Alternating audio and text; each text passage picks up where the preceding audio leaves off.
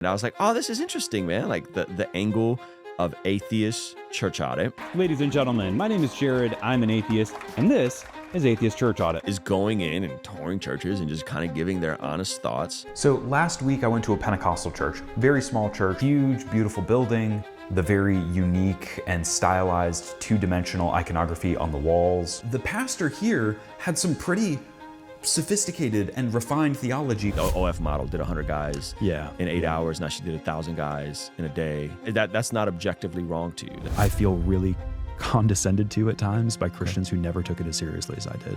Would you want to be a nihilist or a Christian?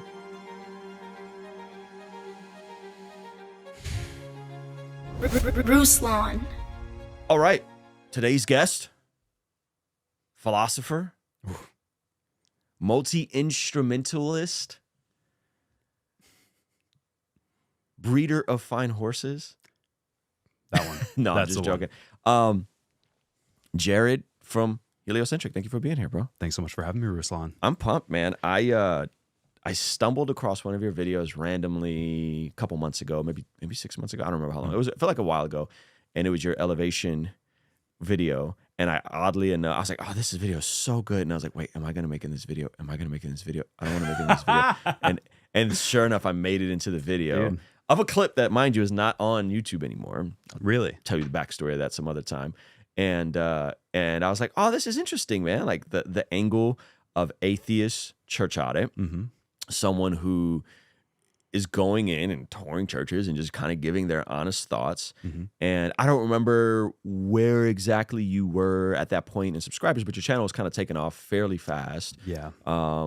And you do these like good, I would call good faith interactions with churches and cults. And I'm assuming you're going to go into other religions as well. Mm-hmm. And I was like, man, this is such an interesting angle. And then the more I kind of heard and watched your story, the more I'm like, oh, this guy, I like him. And I think you have a lot of value to offer in terms of just your perspective as kind of a former insider turned outsider into church culture. Mm-hmm. Mm-hmm. And obviously your deconversion story is interesting. And hopefully that could help people from a practical standpoint. Sure. And yeah, I just thought, man, it'd be fun to have you on. Mm-hmm. I don't think from what I've watched, you're not someone that's trying to tear down religion. You seem to have a net positive view of Christianity or streams of Christianity. Yeah. And so I figured we'd have a conversation, but you could speak into that. No, 100%. Yeah. So, I mean, as far as whether Christianity is a net positive or net negative, Mm-hmm. it's almost like a secondary question to me. Mm-hmm. I kind of see Christianity and just religion in general as like a necessity. You know, it's going to be here forever. It's not going away anytime soon.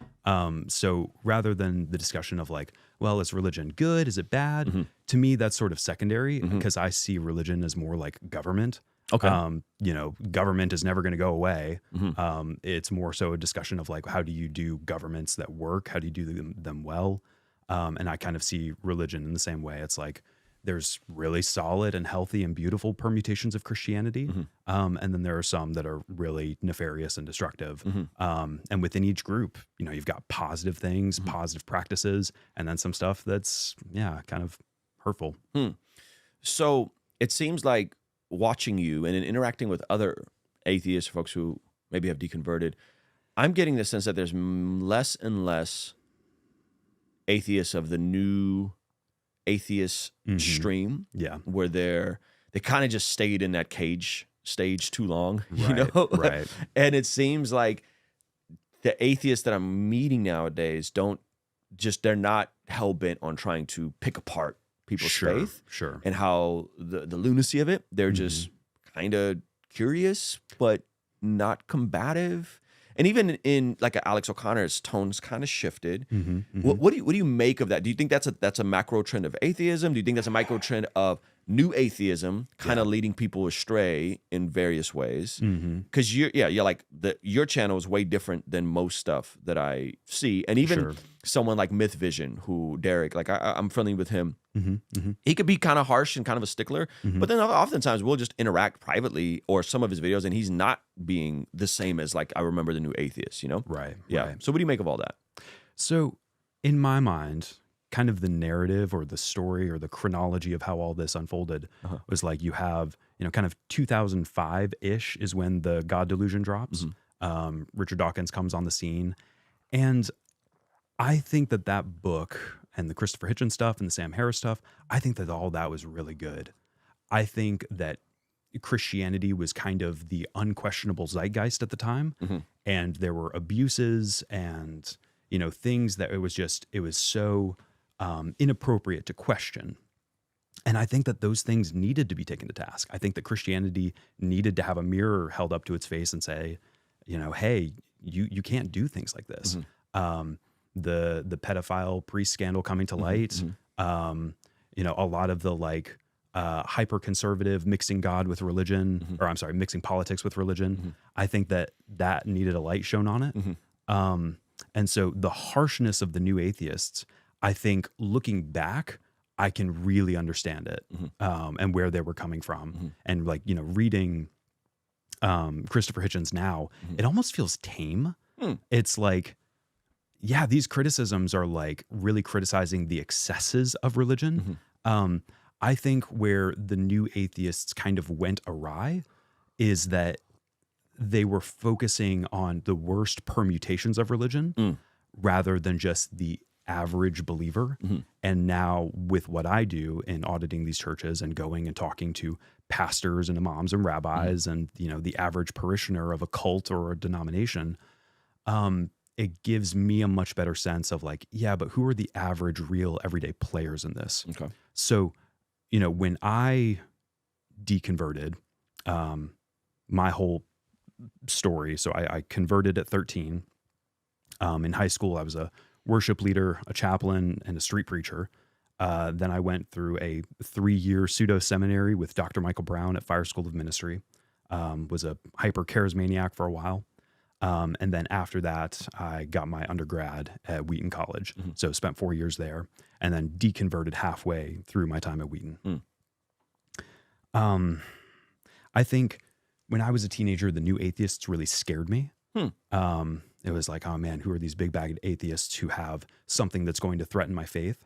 And I think when I soon after deconverted, I felt like a lot of resentment towards them because it felt like, I stopped believing kicking and screaming. I did everything in my power to try to, hold on to the last remnants of my faith. And then just ultimately concluded that it wasn't true.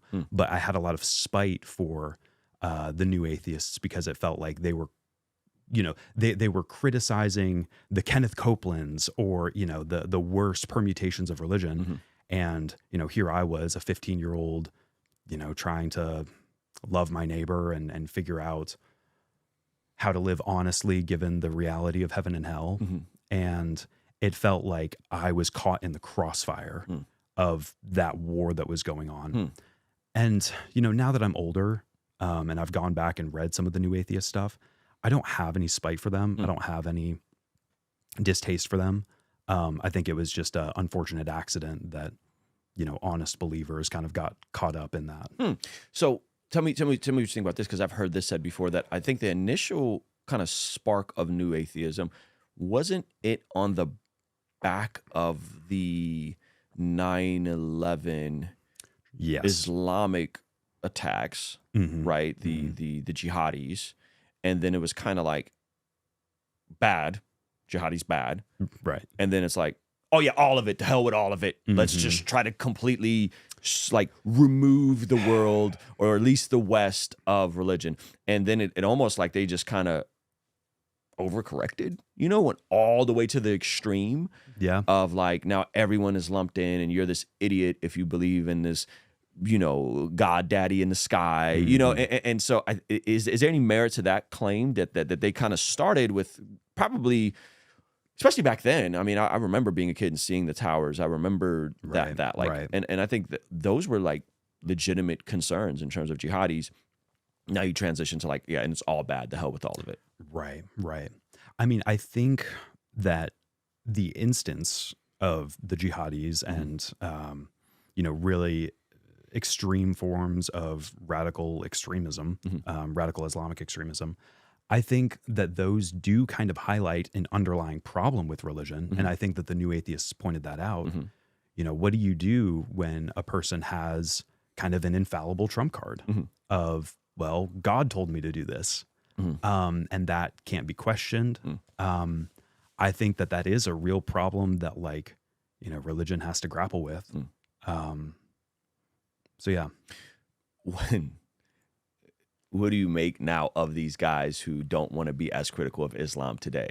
So Richard Dawkins is like very like, I don't, you know, I don't want to say, right? It's like they this thing sparked from jihadis, and now they don't want to talk about jihadis.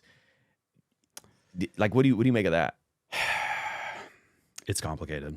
It's damn complicated. I'm not an expert on it, and I hope that I'll be corrected where I'm wrong. In my mind,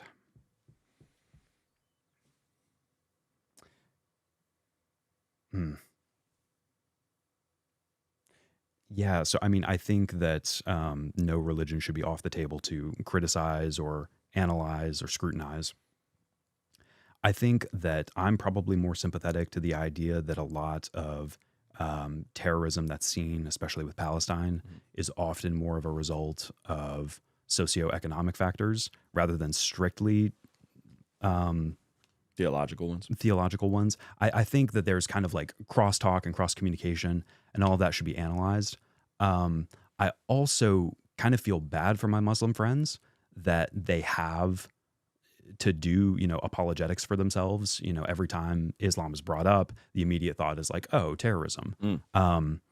You know, I spent some time in the Middle East doing a study abroad, and I studied in Jordan and Morocco and Egypt and Palestine. And when I was there, the overwhelming sentiment that I got from living among the Muslims there was so wildly positive. That being said, I'm probably less of a big fan of the affect and the temperament of a lot of like online Muslim apologists right now. And it's difficult for me as a person who's not an expert in Islam. It's difficult for me to parse through like, well, how much of this is like the general vibe of these really run and gun, wet behind the ears Islamic apologists versus, you know, how much of that is actually true to the text, how much of that is true to the religion. It's difficult for me to parse that out. It is, however, and maybe this is my bias coming into play, like we came here as religious refugees, right? Because we were Armenian Christians, Christians in big air quotes, right? Living in Azerbaijan, which was a Muslim state, right? Both part of the former Soviet Union. Soviet Union was supposed to quell some of these big rifts happening within that, and as much of it was over the Nagorno-Karabakh region and the this autonomous zone in Azerbaijan that was technically Armenian, and that like there was land disputes. The paradigm of what I would say the Islamic worldview, I think it's fair for me to say tends to be more hostile and aggressive when it comes to force. They don't have a problem with taking it there. Generally speaking, I know I'm probably hyper generalizing. And so like, I think now let me flesh this out to the grassroots, right? Now, when you're talking like, these folks will just flat out say like, yeah, like if you're an apostate, we think we should, you know, get you out of here. And this isn't like once or twice. Like this has been said multiple times. This was just said to Apostate Prophet in his lead up debate with the modern day debate guy that then caused this dude to be taken off the lineup because he said his blood is halal and like all this craziness, right? So they took him off. But I mean, you know, so this is being said like now, whereas like within the Christian paradigm, someone who deconverted, we're like, dude, come hang for the week. Come here for the weekend. Like, be around my family. Like, it's all love. We love you, you know? And so I think there is something to just saying, hey, generally speaking, if we're going according to their book, there seems to be a willingness. Now, again, not everyone goes according to the book. Right. Not all Muslims are going according to the book. Some of it is just cultural. They like Ramadan. They like the prayers. It gives them order and structure. But when we say, now, what does the book teach, right? In the Christian paradigm, the book seems to teach, hey, welcome in the outsider, welcome in, the non-believer. Even Christianity tends to be harsher on the believer who's living unrepentant than it is on the outsider. Sure. And so it's like it's just interesting. Like it's an inverted paradigm. And again, I don't want to hyper generalize like all Muslims, but it is interesting to see folks being critical. Then everyone's very quiet, and now even like you got Alex O'Connor like just dropped out of that debate from the modern day debate. This is James. He put this up. He said due to concerns over Islamic extremism potentially threatening the safety of the upcoming DebateCon, Alex has decided not to attend. And after careful consideration, I've decided the DebateCon will go as planned. Islamic extremism will not stop this event. So there's two people now dropping out of this debate because of Islamic extremism. Sure. So it's just I just point that I just say all that to say like I think there's something to this idea of according to main things are plain things are main things of reading of their text. It's not outside the realms to say stuff like we think apostates should be killed, right? And we're going by the book on that. Again, there's so many different factors involved, and it's difficult for me to like speak to really what's happening on the ground level. Sure. I can recall when I was living in Jordan, we talked to a guy there who was kind of a part of like the Jordanian FBI, whatever the equivalent is. And somebody asked him like, oh, well, have you ever, dealt with somebody who was sympathetic to ISIS or something like that, somebody who was being radicalized. And he was like, only once. It was some 16-year-old kid who was like in some weird chat rooms. And so like FBI, Jordanian FBI, whatever they're called, like went, knocked on his door, had a chat with him, and never again. That was the end of it. So I think about... So you're saying you just don't know how prevalent this really is amongst common lay Muslims. Yeah, and what I can imagine is that a lot of the radicalization that is happening could be more prevalent here than it is in, predominantly Muslim countries like Jordan. Okay. Jordan's an amazing place, and the Muslims there, I think, are very modest. Sure. And so I could imagine that, for people who come here, it's so disorienting, having to learn this entirely new culture that, I don't know, maybe the pendulum swings so far to the other side. You went from an incredibly conservative country to this hyper liberal country, and your reaction is to double down and get into more and more austere territory with your faith. It's probably jarring culturally to come here. I'm sure. Yeah. If you grew up in a culture where the hijab is the norm, I'm sure it's disorienting going to a beach for the first time. Yeah, that's fair. What do you make of Alex O'Connor specifically dropping out of it as an atheist? I think we all wanted to see him debate David Wood on for sure. Jesus claim to be I would God. have paid money to see that debate. Oh, I was inviting you to come. I'm going to be there. I appreciate it. I was like, man, you should come. I've got a birthday party to go to. I know. Yeah. It's a bummer. You told me that yesterday. Man, if I was there and I was in the front row, some of the blood from them fighting together might have splashed onto me. Anointing oil on you. Exactly. So are you bummed out that he dropped out, or are you just kind of like, you get it?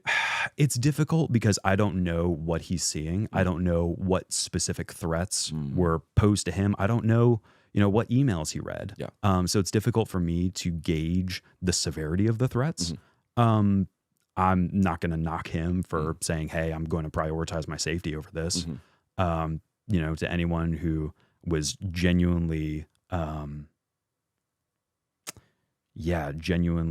threatening the safety of, innocent attendees trying to have a theological debate, screw off.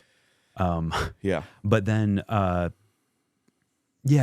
I can't knock him for it. I don't think that he would have, he's put himself into some really dicey situations. He's not a coward. He did the 1 versus 25 on Jubilee lately. I think if he's willing to do that, then that suggests to me that he has a propensity to run into danger. Yeah. So if he was backing out of a debate like this, then I'm more tempted to say that it was probably for a valid reason. Tell me if this is unfair. I guess the frustration with me, if I'm being honest with you, is hey, atheists, give us our flowers. If a worldview is judged by how it treats outsiders and enemies, we kind of got it on lock as Christians. How about you give us our flowers and just concede that Christianity as a worldview, if we're looking just from a secular standpoint, is more engaging of the outsider and willing to welcome in the person that may be an enemy, may be hostile, maybe just someone that's on the outskirts, and love and embrace them. And maybe we should categorically deal with it differently than how we do with all religion, right? Which is kind of bringing it back full circle to the new atheist. Like, hey, give us the flowers that we've added a lot of good to the world, and we continue adding a lot of good in terms of philanthropy, but not philanthropy just for our own, like philanthropy to people that aren't our own, philanthropy in terms of sending resources and means to parts of the world that have nothing to do with Christianity. Like, I bet you if we were to do a through line of how many people are actually donating to Palestine right now, probably a lot of Christians that completely disagree with them ideologically, on every front about everything, but still saying, hey, we're going to put our money where our mouth is, and we're going to try and get means and resources to these people to the best that we can. Even people who are Team Israel, right? Not to make it a binary, are people I know personally are donating to causes that they want to see people be protected and cared for and have human rights and dignity extended to them, right?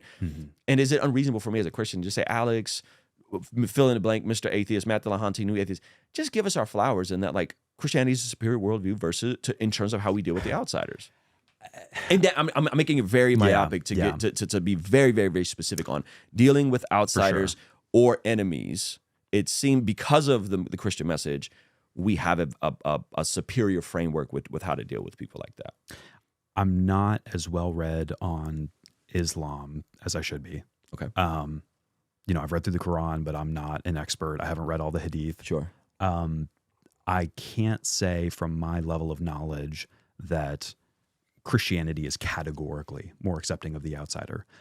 We're talking about, very specific permutations of Islam that are hypercritical of Islamic critics. It's too difficult for me as an outsider to say, what is the mere Islam, the mere Christianity version of Islam. Exactly. What does that say about the outsider? So when I was in Jordan, I hate to keep bringing up my stupid study abroad. Yeah, that's fine. But we walked into a lounge, and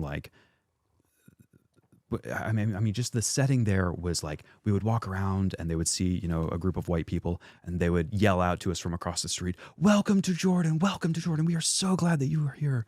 And it was so warm and so hospitable. We walked into like a cafe, and the owner walks out and sees us, and he shakes all of our hand, and he pays for our entire meal. I mean, like a really expensive, huge, I think it's called magluba meal. And so, and even going back, there was like an old Bedouin tradition in Jordan that if a stranger comes to visit you, he has to stay with you for 3 days, and you have to provide him lodging before you are even allowed to ask why they came to visit. It was that level of hospitality. So I see that in the Islamic world, and I also see this hypercriticism, this jihadist instinct, and it's difficult for me to say which one is true Islam. Which one's of the book. Right. Yeah. Which one is the most legit. So, but even then there's a separate question there. And, we were talking about this, about with, biblical literalism versus streams of Christianity like Catholicism or Orthodoxy, which are largely informed by tradition. So, you can look at the Quran and say, well, I've read the Quran as a non-Muslim, and it's, bad and terrible and no good, and that's the end of it. I think it's super important to read it within the confines of an Islamic tradition. And I've attempted to do that. I'm still attempting to do that. But from my vantage point, it's too difficult for me to make any kind of judgment call about how accepting or not accepting true Islam is towards the outsider. Interesting. Yeah, I think I think we would disagree on that.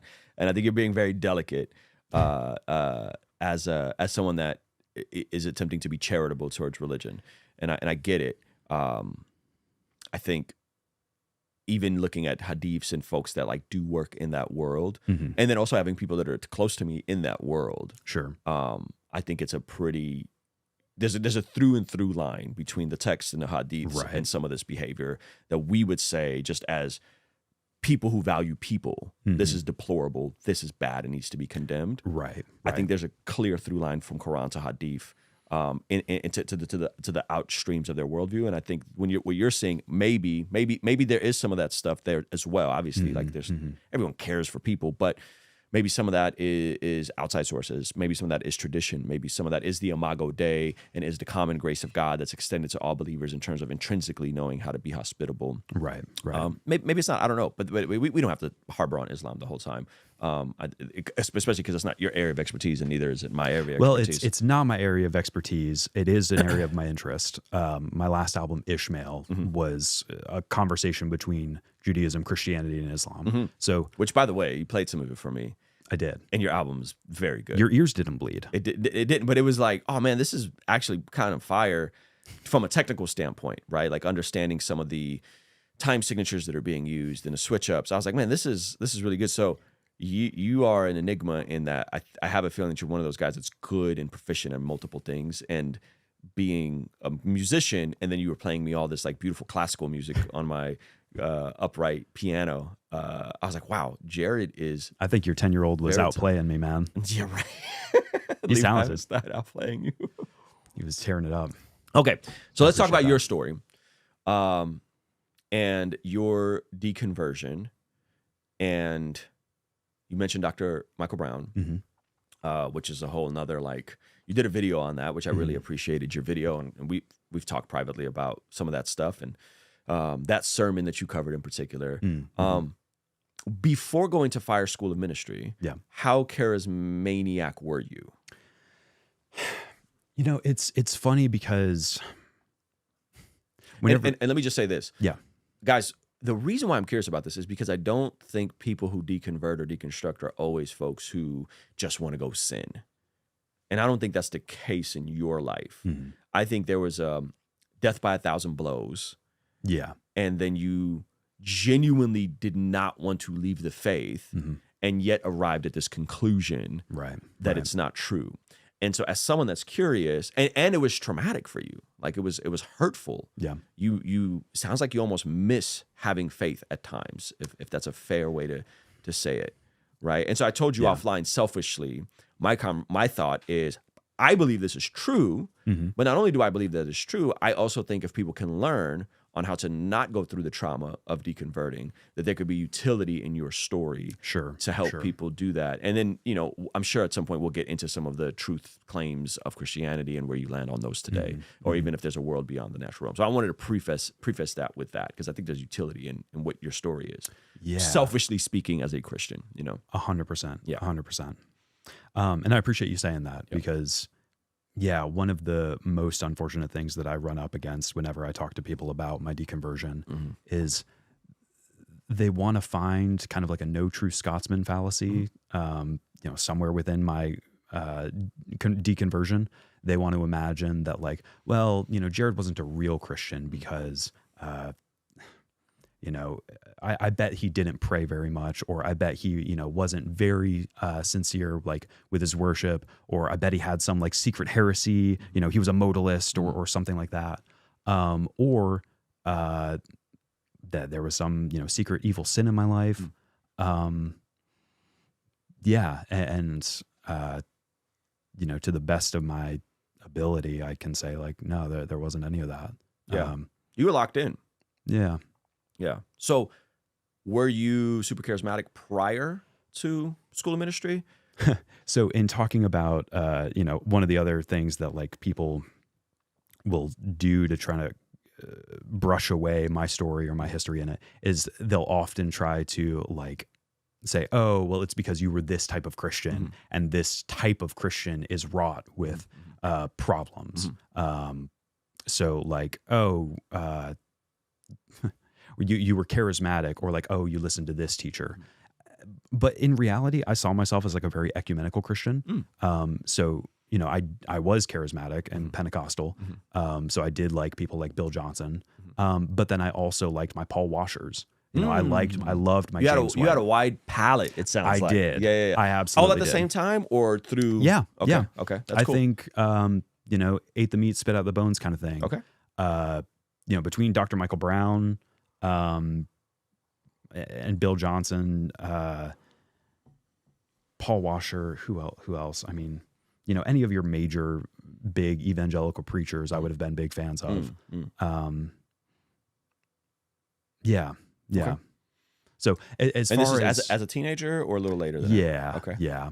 I would say that I was probably most charismatic around 18. Okay. I didn't really speak in tongues a whole lot. You know, I did it off and on a couple of times. Okay. But I believed in gifts of prophecy. I believed in word of knowledge and all of that. Yeah.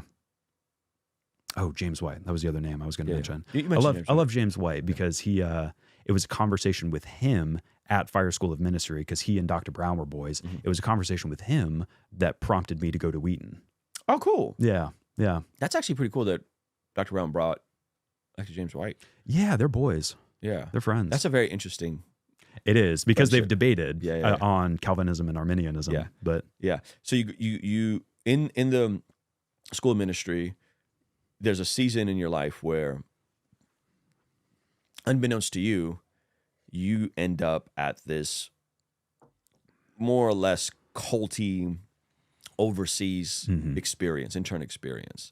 And that sounds like where it really started, like faith really started to kind of come apart. Is that fair? Or were you already dealing with doubt before that? I usually tell people that I started doubting the day that I started believing. Interesting. So, you know, where a lot of people came to faith through this glorious encounter with God, or, you know, being overwhelmed by the crucifixion or the beauty of Scripture. My conversion experience was Christmas 2007. I was 13 years old, and I came face to face with atheism and with nihilism. And I think that I was so terrified of that being true that propelled me into the arms of Jesus. Okay. So that was the night that I, you know, earnestly prayed to God, God, please be real.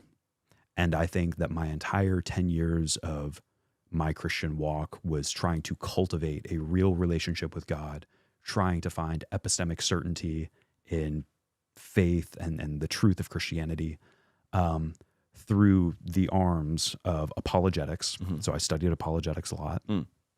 And then the other side of that was cultivating, you know, a personal relationship with Jesus and with the Holy Spirit. So it was devouring apologetics books and debates and doing all of that.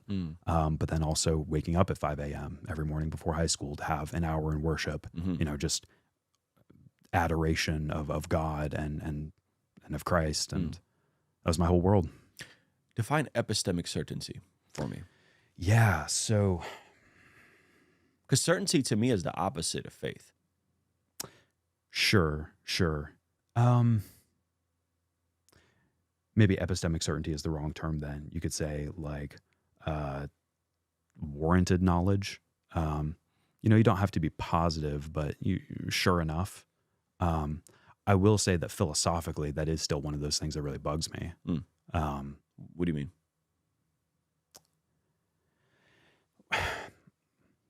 I don't think the philosophers have like a good term for this, but it's something that we all like know about. So, you know, simulation theory. How do you know that you're not dreaming right now? How do you, Ruslan, know that you're not actually an alien named Glorbon, 3 million light years away? How do you know anything? Exactly. Yeah. And I think the thing that bugs me is I can't imagine a scenario where anyone can know anything. That's a really big hang of my mind. Anything? Yeah. Anything. Well, I mean, you have Descartes, right? The I think, therefore I am. That whole philosophical experiment, what he's saying there, it's not like a oh, I think, therefore I am, you know, if I put my mind to it, I can do anything. What he's saying is that if you strip away everything else, the only thing that you can truly know at a properly basic level is that I am a thinking, experiencing thing. That's it. And yeah, oh man, I guess this is the deep dive on your nihilism that oh man, bro, I think I can know love. I think I know my kids love me and my wife loves me without empirical proof. But how do you know that your wife and kids are real? You know that you're experiencing love. You know that you're feeling something. But how do you know that the external reality of your wife and children are real? Because I was there for the birth of them. Okay. How do you know that's not a dream? Oh, if this was a dream, I think I would already woke up. Why? Because this is fantastic. Well, it's a fantastic dream, but it's a great dream. I mean, maybe this is one hell of a video game. But there's nightmares in the dream that I should have woken up from. So, well, that's assuming that, you know, the dream that you're having is just like a regular dream. Let's get even more specific. What do you define by no? What do you mean by mean? Jordan Peterson. What do you mean by no? What do you mean? What the bloody hell is even that? What do you mean by no? Yeah, I don't know that I can define it. I'm really bad at defining things. I don't like when I want to, you know, explore a concept, I don't go to the dictionary. I try to fill it out with other concepts and terms. Because you got like, I get what you're saying. There's like moments of deja vu, and there's moments of like, oh, is this a glitch in a simulation? I understand what I understand on a very surface level. Sure. But I guess the if we can't define what does no mean, right? I think that's a tricky part to then navigate. I'm sure we can define no. Okay. I didn't come prepared with a definition. Okay. Give me a few minutes and I might be able to come up with one. We can Google one, but you don't like the dictionary. Sure. Okay. So I don't want to get too philosophical because you're probably way smarter than me on philosophy. But well, that's why I do want to get into the philosophy. Because you're smarter than me. No. I'm definitely not. Because I could own you. No. Okay. So yeah, the epistemic certainty is interesting to me. Yeah. Because though I believe and I have confidence in, I think that I know on the other side of walking through the experience to truly know it. Case in point, I believe I'm heavy right now, about 20 pounds overweight, 25 pounds overweight. You look fantastic. Thank you. I carry Frickin' fat. Model. I carry fat well. Look at that jawline. Yeah, right. I believe that I, in 75 to 90 days, can get back down to 15% body fat, have abs, look great. Sure. I believe that because I think there's enough evidence there, but I know that because I've done it before. Right? Like I've done it before, therefore I am certain of it. And yes, okay, I'm 40. Last time I did it, I was 38. My body's different. Maybe my metabolism is different. But I know where the ladder is to get to the said result that I've gotten before. And I think that when we're talking about aspects of faith and aspects of certainty and aspects of what is knowing, I think some of that, not all of it, but some of that is on the other side of walking through said experience to truly know it. But going into it, I have enough confidence. There's enough measurable data that I could say, I think this is generally true, though I may not be able to grab an experimental, what is it called, telescope and break down the molecules of the proteins of the chicken that I got to eat and empirically prove that chicken and broccoli and sweet potatoes are going to get me the results that I want, keep me more satiated, give me the fuel I need to do the workouts, and the protein synthesis is going to give me the muscle recovery to get the result I want. But I know it now because I've done it before. Yeah. Right. Yeah. And so that's so knowing, I think, is on the other side. So I think like walking through something I know it in hindsight. Yeah. I know it in hindsight. I know after I have walking through it, where I think this idea of like, I need to know it in an empirical way. I don't know if we could ever empirically prove anything based on some of those things, but I don't need to empirically prove anything because I walk through life with so much faith and trust in so many other things. I trust, you know what I mean? Yeah. So, I mean, you could describe it as degrees of confidence, right? Yes. So there's a high degree of confidence. Yes, I like this. That you could, lose this. I don't think you need to lose 20 pounds. I need to lose about 30, to be honest with you. No, God, no. But you have a high degree of certainty that you can do that. No, confidence. I have a high degree of confidence. And the certainty is on the other side of doing it. Okay, before. so certainty is 10 out of 10 with regards to levels of confidence. Yeah. But that confidence had to grow. That confidence required me meeting someone that I trusted that gives me the protocol and the plan, and then I believe them enough, even though I go, what you're telling me to do is kind of trash, bro. Sure. I don't want to eat chicken breast, and I don't want to do compound lifts. Yeah. And I don't want to do 10,000 steps and ride a bike. That all sounds terrible. But you got abs, I don't. You look great, I don't. Let me trust you enough that what you're saying is likely true. And as I walk through that process and then do it myself, I go, oh, something that I was, say, 51% confident in, I'm now 100% certain in. I see. Yeah, I don't even know how to talk about that. Let me give you an example, and I don't mean to. And we could clip this out if you're uncomfortable with it. We were talking about your YouTube growing and you becoming a full-time YouTuber. Yeah, and you were like, "Man, I just don't know. That would be the dream." And then, as the more I'm walking you through what the immediate steps it would take for you to get there, the more I'm giving you practical systems, right? Whether you accept those systems or not. And I'm giving you ideas, and maybe they're ideas that are terrible for you, right? Jared doesn't want to do a podcast because you're like, that's lame, right? Or we go, hey, this is how you increase your output. You can increase your output. You double this revenue stream. You double this revenue. Whoa, sure, look, bro, sure. You're close. Like you do X, Y, and Z, and within a couple months, you're close. Yeah. Now, when I was doing YouTube, I remember somebody saying, and they planted this idea in my head, Jared, and they said, man, I did 100 uploads for 100 days and I couldn't even crack $1,000 in my AdSense. And that seed of doubt of someone that just did 1,000 uploads in 1,000 days literally kept me from not trying YouTube because they posted that seed there. Okay. You see what I'm saying? And then all of a sudden I got around other people that were like, no. If you do X, Y, and Z and you try this and you do this, and some of that I also had to experiment with and find my own rhythm. Sure. And for me, the unlock was multiple uploads. When my channel exploded, it was multiple uploads a day. It was just frequency game. Yeah. Figured it out. And so I think when you and me talk, and we have talked, I feel like me walking you through and believing that your channel can sustain you as a career within a foreseeable future gives you confidence, should give you confidence, because you know what we've been able to build and the mechanics of it and the numbers. Right. And it should give you confidence, not certainty, but confidence to go, I was just with Ruslan and he said this and this. I don't know about this idea, but as I think about it, he's kind of right. And let me just try this thing that he implemented. And then it may work, it may not work. But then if it works, you are certain on the other side of it after you walk through it. So thank you for drawing this out of me. I think there's two different things at play here. Okay. One is just talking about confidence with a given topic or thing in general. Believing something is true. Believing something is true. Yes. The other is believing something for the sake of bringing about certain actions within ourselves. So, if I believe that I'm able to, bench press 225, dear God, please someday, that belief is more likely to get me to the result of actually being able to bench press 225. The question of whether or not I actually can is kind of separate from the discussion on will that belief, how does that affect my behavior? Yes. But check this out.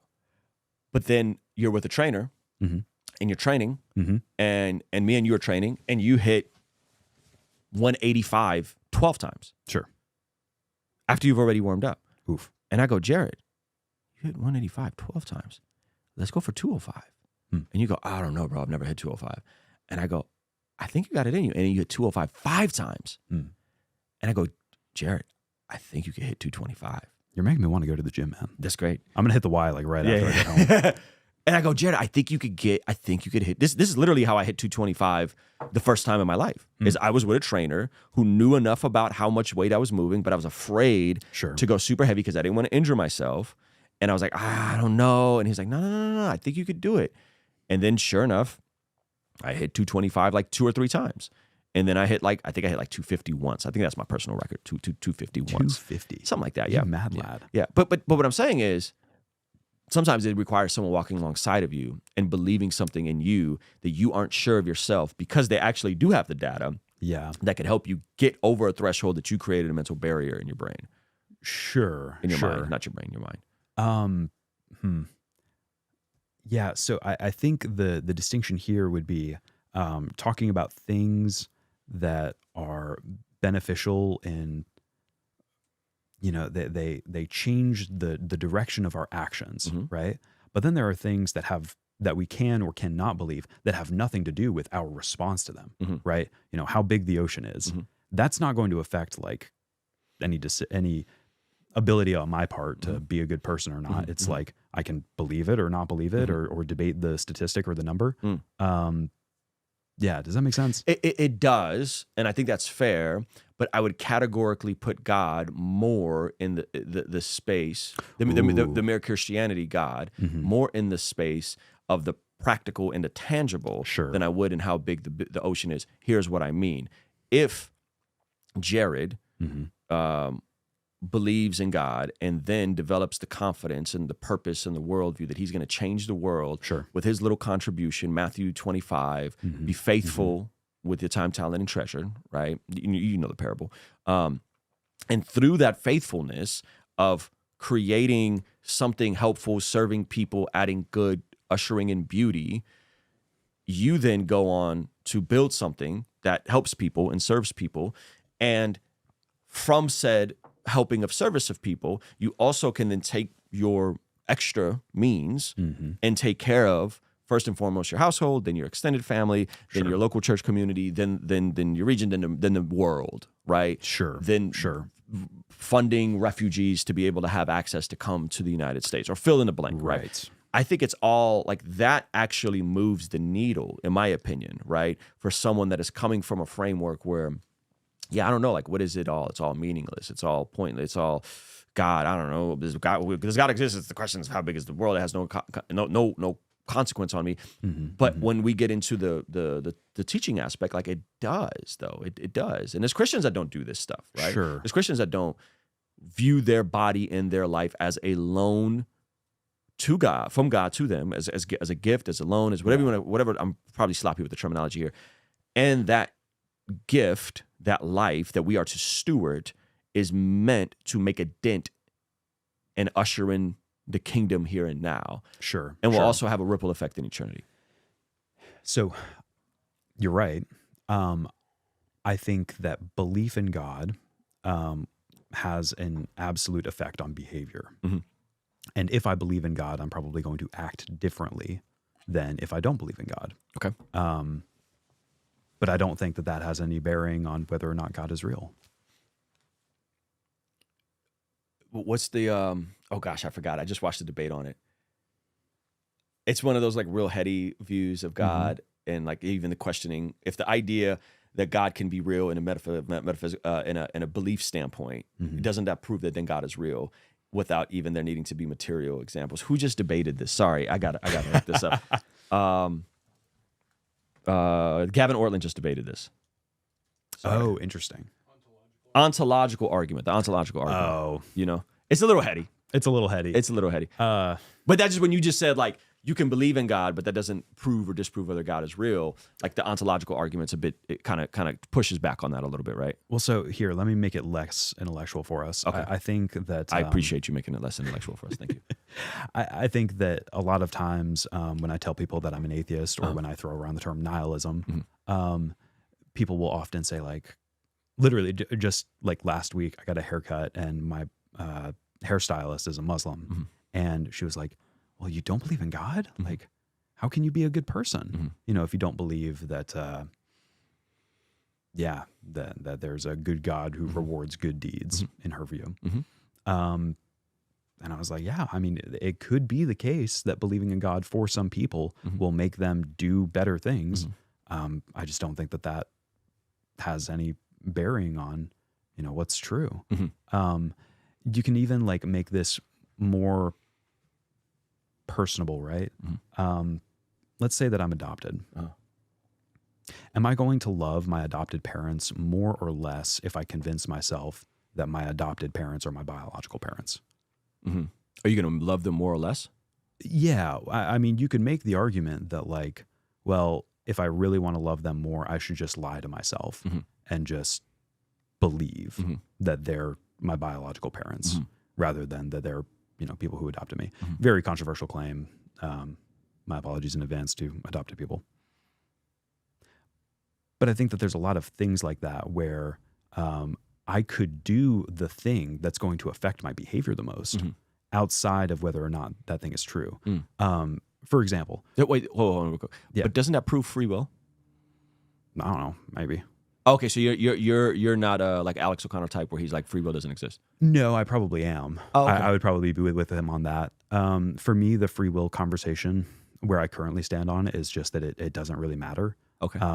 Because it feels like I have free will, and I don't think that I need anything beyond that. Okay. But just going back to this point of like I didn't belief and behavior, you're fine. Yeah. Ruslan, it could be the case that you absolutely hate me.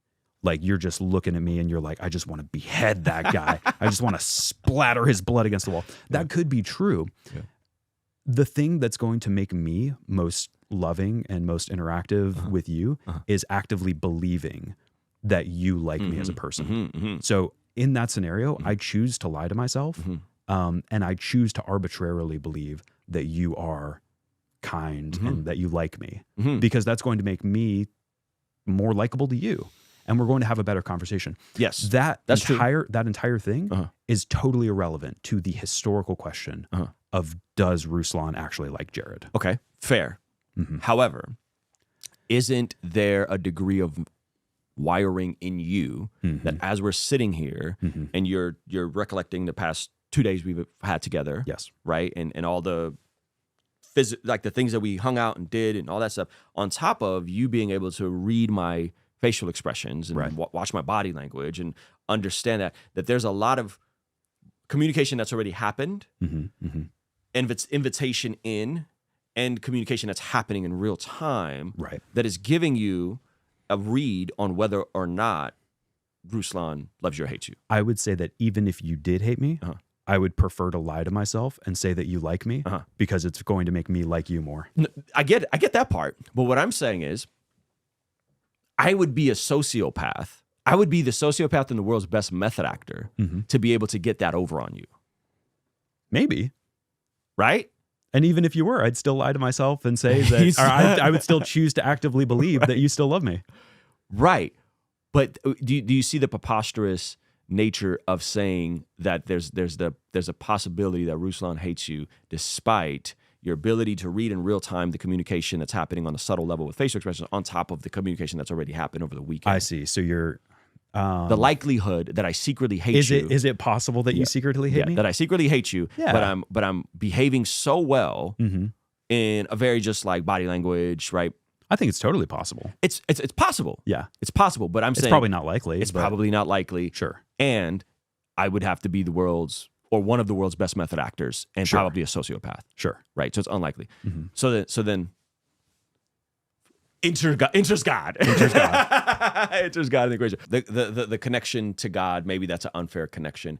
I think there's something to it, you know. So tell me, in terms of your deconversion part of your story, it was at Wheaton that you were like, oh, I don't longer believe. And was that right at once, or was it a bunch of... Yeah, I usually, like, I think a lot of pastors in particular want to imagine that like deconversion or deconstruction happens all at once. Like there was one thing. I was at Toys R Us and mom wouldn't buy me the big wheel, and that's when I realized God is dead. No, but so I think that the reason why people believe anything, it's not just for one reason. It's a host of reasons. It's a neural network that you have surrounding a specific thing that you believe or don't believe. So I normally define belief as a tapestry, and it's like, well, why do you believe in Christianity? When I was a believer, it's like, well, I believe in Christianity because the reliability of the Bible. And then you realize, well, there are some problems with the text, so maybe that's less of a strong reason. And then you say, well, I believe in God because of the inner witness of the Holy Spirit. And then you realize, like, well, maybe I'm squinting a little bit, maybe that could be, positive vibes and good feels, not necessarily like an overwhelming encounter with God. Not the contact high that Pastor Jeff talked about yesterday. Right. Okay. So like maybe that's not a solid reason to believe. And then it's like, well, I believe in Christianity because the absolute, irrefutable fact of the resurrection of Christ. And then you realize, well, maybe there's some problems with that. And then before you know it, you have a belief that's kind of tattered rags than a beautiful tapestry. Okay. So here's the interesting part about all those is that what was the first one? The scripture. Yeah. Okay. Yeah.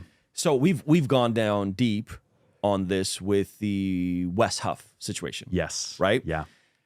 The Isaiah scroll. Is it 93%? Is it 95%? Is it 99%? Yeah. Is it, but there's just 2,000 variants. Oh, right. And then it's like, well, what are these variants? Let's get into the minutia. Let's pull up the Masoretic with the great Isaiah scroll. Let's actually look at it. Let's read it. Okay, so there's a couple verses missing. We've been saying this. We're not concerned about a couple verses being missing. Yeah. Okay, there's a couple ands and there's a couple words that are there. Okay, so then when you look at, someone just did the numbers on this again. They just ran it again. Yeah. And who had him on? Was it Gavin Ortlund? It wasn't Gavin Ortlund. It was someone else. Oh gosh, I'd have to link it. Daily Dose of Wisdom. Oh, I see. Just had him on. And this is someone that has a PhD in this. They just ran the numbers again, and they were like, "It's 9." When you look at the words, it's not. I think he said 96%. And then when you don't look at the variance of words, different words being used, different words being combined, the vowels that were added in, right? He said it's like 99.888% the same, right? Okay. So then you go, okay, that's still pretty highly precise in terms of the text being preserved 1,000 years apart. Sure. That's impressive. Now, the entire skeptic community can pronounce on Wes Huff for not saying 99% versus word for word verbatim. Right. Fair enough. Okay, I get it. From a technical standpoint, is 99% the same as 100%? No, it's not the same. But goodness gracious, 1,000 years of text. Are we missing the forest for the trees on this one? Right. So I think like the idea that the Bible is this like encyclopedia chat GPT version of something that's perfectly like, I don't know any serious apologist or serious Christian that even holds to that view. You know what I mean? Yeah. Like I think what we're saying is, yes, there's variance, yes, there's verses and passages missing, but is the essence of the message and the narrative preserved. I understand that Matthew likely wrote a Hebrew version, and then there was a Greek version, and then he pulled on Mark, or Luke pulled on Mark. Like I get all of that. That doesn't. But is what's saying here generally true in these stories? Sure. And if it's generally true, the variants or the translation issues aren't of concern. Yeah. Right? So first and foremost, Wes is a hunk, intellectually and physically. That man works out. But I've been trying to get his arm routine. He won't give it to me. I'm thrilled that he's kind of making the rounds and hopping back on the scene, or hopping onto the scene, because I think it is recentering the debate in a really productive manner. For the past like 20 years, the mythicist BS has gone around, and people will still ask me when I tell them that I'm an atheist. It's like, well, do you even believe that Jesus was a real person? And I want to pull my hair out. It's like, yes, obviously. But so like, I'm glad that we can like brush that aside and kind of get to the meat and potatoes of the argument. With this whole fiasco about the Isaiah scroll and all of that,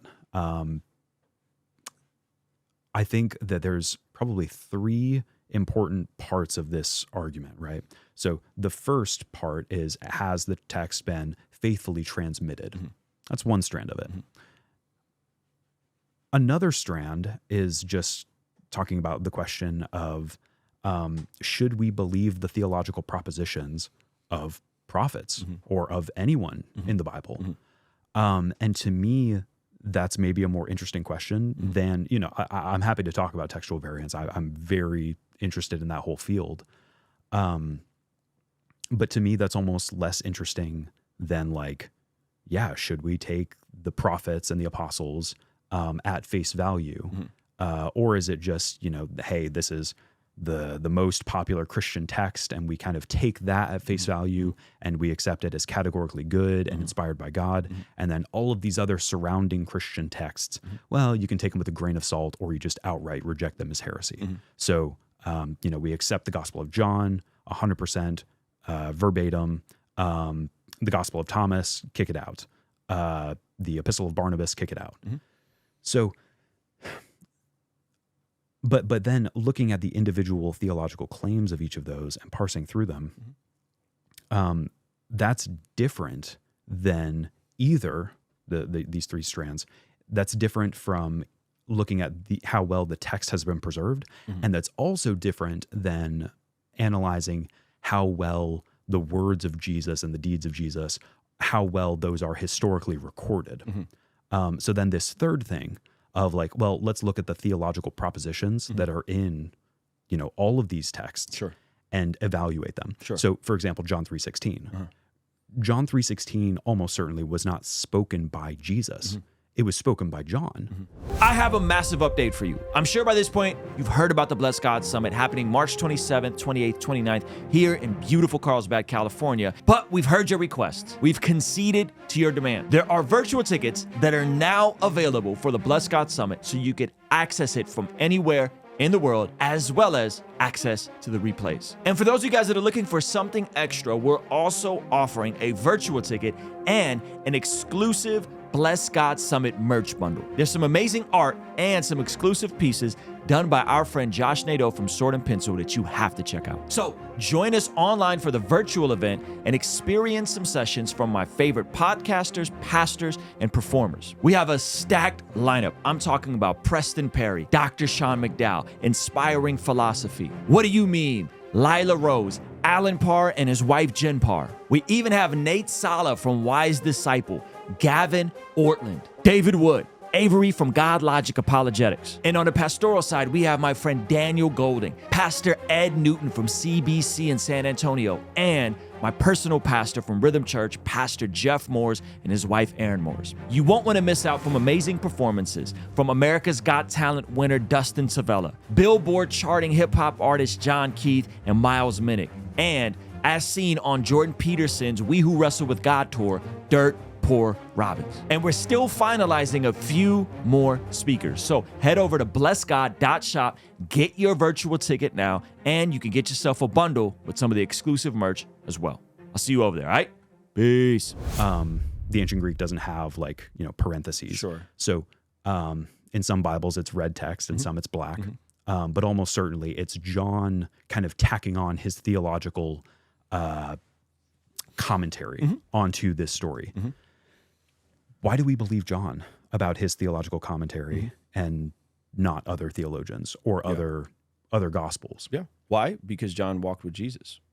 John was in the inner circle of three, right? The reason why we reject the Gospel of Thomas outside of the dating of it is because there's claims at the end of the Gospel of Thomas, which Alex O'Connor's conceded that like Mary has to come back reincarnated as a man. Well, the whole thing collapses on its head in terms of everything that Jesus has done for women being the first one at the tomb, women following him along, women being a part of the early church, women deacons. There's women. I love women, right? There's women everywhere. I love that meme. Please insert that meme into this. There's women everywhere, and then the Gospel of Thomas comes along, questionable dating, questionable community, and it's like, oh yeah, women, God come back reincarnated as a man dog. And then I'll save them. Okay, well that clearly contradicts everything else we already know from Gospels that are earlier that the apostolic fathers have already testified as saying these are reliable accounts, right? And I don't want to get in the weeds of like what Clement said about this writing, right? But they more or less said that hey, yeah, these are verified witnesses, and they're the disciples of the disciples. And they're co-signing this, right? And then all this other stuff with the Gospel of Thomas and all these things are like, okay, this is coming out. Now, there are things that are on the fringes, right? So the Didache, right? I don't think it was written by the apostles, but I think there's a lot of utility to it. And I think it was up for canon. There is Hermes, The Shepherd of Hermes. Shepherd of Hermes. There's was it one of the Clements considered? Yeah. So there's like, oh, okay, like Clement is a disciple of a disciple. Okay, well, for whatever reason they decided not to put it in there, but it has utility. Right. But I think there's other books that are like, whoa, these are way outside the bounds of anything related to this stuff. And they just teach a different Jesus. Like I think the Gospel of Thomas just teaches a different Jesus than what we see in the New Testament canon. So you're charismatic. With a seatbelt. With a seatbelt. There we go. Yeah. I respect that. We wear that seatbelt. We wear that seatbelt at Rhythm Church, as you saw. Yeah. I love that. What does it look like when a prophet receives a word from God? Old Testament, New Testament. What do you mean? What do you mean by prophet? There's not a whole lot of prophets per se in the New Testament, so let's focus on the Old Testament. Oh, what does it look like? I think it's a plethora of ways. From my understanding, I think there's like the burning bush, then there's going to the mountain, and there's the whisper. Seems like there's different ways that God seems to be working. There's dreams, right? There's dreams. I think we would we call Daniel a prophet? Yeah, we call Daniel's dreams a prophet, right? Or we would call his dreams an apocalypse. But, yeah. But that, I think what I'm saying is we'll call those prophecies. So I think there's a plethora of ways that God is speaking to prophets in the Old Testament. Sure. When we talk about modern charismatics, they'll often kind of temper what they say. I mean, even yesterday in church, we heard the pastor or the pastor's wife, somebody from leadership, say something like, we feel like God is giving us this word, but take it with a grain of salt. Check it against Scripture, check it with your spirit. So there's a level of fallibility that they kind of ease into, like, hey, this take the meat, eat the bones. Why do we think that Isaiah is categorically in the category of being an authentic prophet? Why do we think that, maybe he had some bones in there. Maybe he had some inconsistencies. So great question. So one, let me just give the apologetic for this. I'm not saying I necessarily agree with it, but I think the charismatic Pentecostal would say, because in 1 Corinthians, it says we prophesy in part. I believe that's in 1 Corinthians, right? So that's why, hey, we are not the same as an Old Testament prophet. We are not the same as these other people. Why not? Because why do we prophesy in part? Because I think the category of prophet is a ontological distinction in the Old Testament than how we see words of knowledge and prophecy in the New Testament. So I'd say it's ontologically completely different. Okay. Now, why would I say Isaiah is a prophet? Not even a prophet. How do we know what he's saying is true? How do we know that all of it is true? Because right now we're parsing through like, what is the original reading of this text, right? Is it this reading in this manuscript or this reading in this manuscript? Sure. Well, what if, God inspired, verse 14, but it was kind of Isaiah's commentary in verse 15. Well, I think someone could argue that there's a little bit of that happening with later scribes adding the woman caught in the act of adultery, or so I've heard people say, again, I'm not stamping this, right? But that people can say, oh, that was like a later story added, or there's some commentaries being added in the New Testament, or 1 Corinthians 7, where Paul's like, hey, this is not a command from the Lord, but this is a command from me. Right. Is that really Scripture? Is he just saying as Paul? Right, like I've heard that debated. So I think that's a great point. That's a possibility. Like I think there's stuff in there, and I'm not trying to move the goalpost, but Job's friends are not speaking Scripture. Sure. Job's friends are yapping, and they really need to shut the hell up. Right. Curse God and die is not an imperative. Right.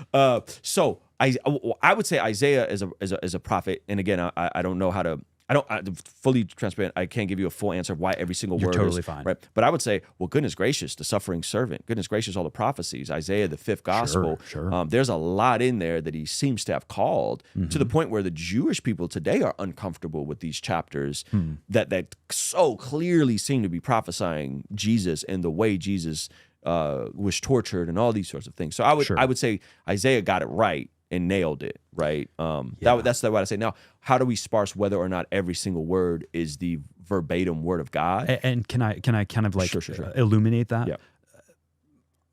Yeah. Having been in charismatic communities and seen up close and personal what it looks like when somebody says, I am receiving a word from God. This is a dude that like you went to the cafeteria with, I saw you, slurp from your latte at Panera, like, this flesh and blood human being. And they say, I've received a word from God. And then you look at the biblical prophets. And I think that we have kind of this image in our mind of like, oh man, Isaiah, he just, his eyes went white like he was the Avatar and had this out-of-body experience. And I think he was a dude who felt things and wrote them down. Mm-hmm. Yeah. And I think both are true, though. This is the thing. So I don't know if you've ever, Tim Mackey, this is going to look kind of goofy, but Tim Mackey said, like, Scripture is this. Mm-hmm. Like, Scripture is a dude that felt things and wrote them down, and God is working through him and speaking through him. So it's and both. I don't think it's either or. Now, your buddy saying he heard the words of God, I would just say ontologically different. I think this is why a lot of damage is done in the charismatic circle. I hate the God told me card. Mm-hmm. I think whenever you're going to speak anything about a prophetic inkling or a word of knowledge, you got to really be careful with your language and not speak as a word of God, because I think when you get it wrong, that's really serious, and you shouldn't. Do you think Isaiah's friends would have told him the exact same thing? Oh, probably at the time they probably would have looked at him like a lunatic. Yet he called the crucifixion of Jesus and a suffering servant. So it's like, kind of knock it out of the park. That's fair. Hindsight's 20/20. I think it kind of sets up a dangerous precedent, though, to acknowledge that, like, well, Isaiah and his homies, they may have all been very skeptical of anyone receiving a word from the Lord. But then your buddy does it, and you wouldn't know till hundreds of years later that it was super legit. Yeah, I'm sure there's other variables about Isaiah being a prophet, and I don't know what all the particulars around his life were, but I'm sure there's other stuff that, like, oh yeah, this dude's kind of like walking with the Lord in a different types of way. Holy Spirit's on him, maybe not in him. Like all those distinctions. I'm guessing there was probably other stuff. I know the other prophets, like miracles in the Old Testament. Elijah's like resuscitating people, and then the double anointing is passed on to Elisha. So there's other stuff that's probably confirming their prophetic gifting through some sorts of miracles in the Old Testament. And again, you could kind of dismiss that and be like, oh well, those are fables and myths, or like maybe that is what testified to them being prophets. Lion, what is it? Daniel in the lion's den, Shadrach, Meshach, but there's miraculous signs that are following. Mm-hmm. I can't prove to you that those are historical accounts. I think they are. Sure. Yeah. What would you do with somebody who has a kind of an anti-biblical prophecy, and it comes with a miracle claim? Oh, I would probably say that Satan can do miracles too. Okay. Yeah. So how do you determine? If they're saying something anti-biblical and they're doing the thing? Well, let's say that it's kind of like on the cusp, right? It's on the cusp. Like, yeah, if I squint hard enough, I could see how maybe this guy standing in front of me does have the third testament that God has revealed to him. And that's not on the cusp. That's full on heresy. Well, why?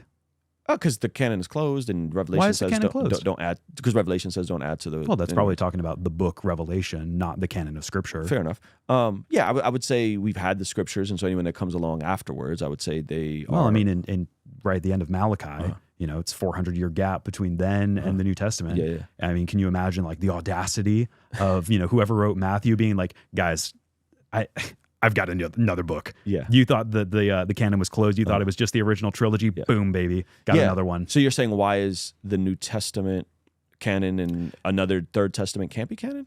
Is that kind of what you're getting at? Yeah. Okay. Because Jesus arrives. Because the incarnation starts. The Messiah's here. Hosanna. Why does that have to mean that the canon is closed? I mean, you could say that about like Paul, right? Hey, Matthew, Mark, and Luke wrote their, and John wrote their Gospels. Who's this Paul figure? Paul wrote before, but Well, you would say Paul saw had an encounter with Jesus, and that's why he's the least of the apostles, but he's still an apostle, and the apostolic succession through the Scriptures, right? Because I would say I do believe in apostolic succession. I just believe it's in the Scriptures.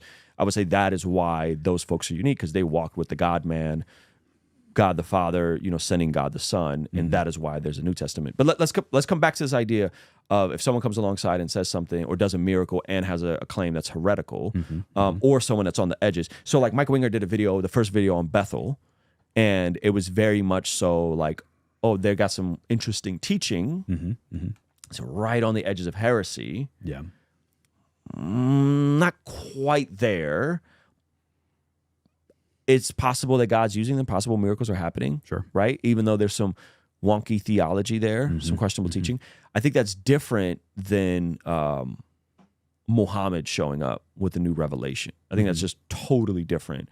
And even if he has miracles, I think that it's like, in my opinion, those miracles are demonic miracles, which I think demons can do miracles. Okay. So that would be the answer to that question. Okay. Can you understand how, some Jews might say that, yeah, Jesus did have miracles, but they were demonic miracles. Yeah, that was the accusation.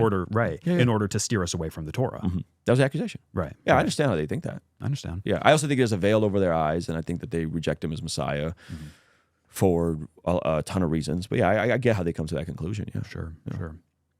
Can we come back to your story? Yeah. This is fun. Okay. Can I tell you about a miracle that I experienced recently? Okay. Yeah, tell me about a miracle. Yeah. Let's see. Tell me about your miracle. Is it happened at a cult?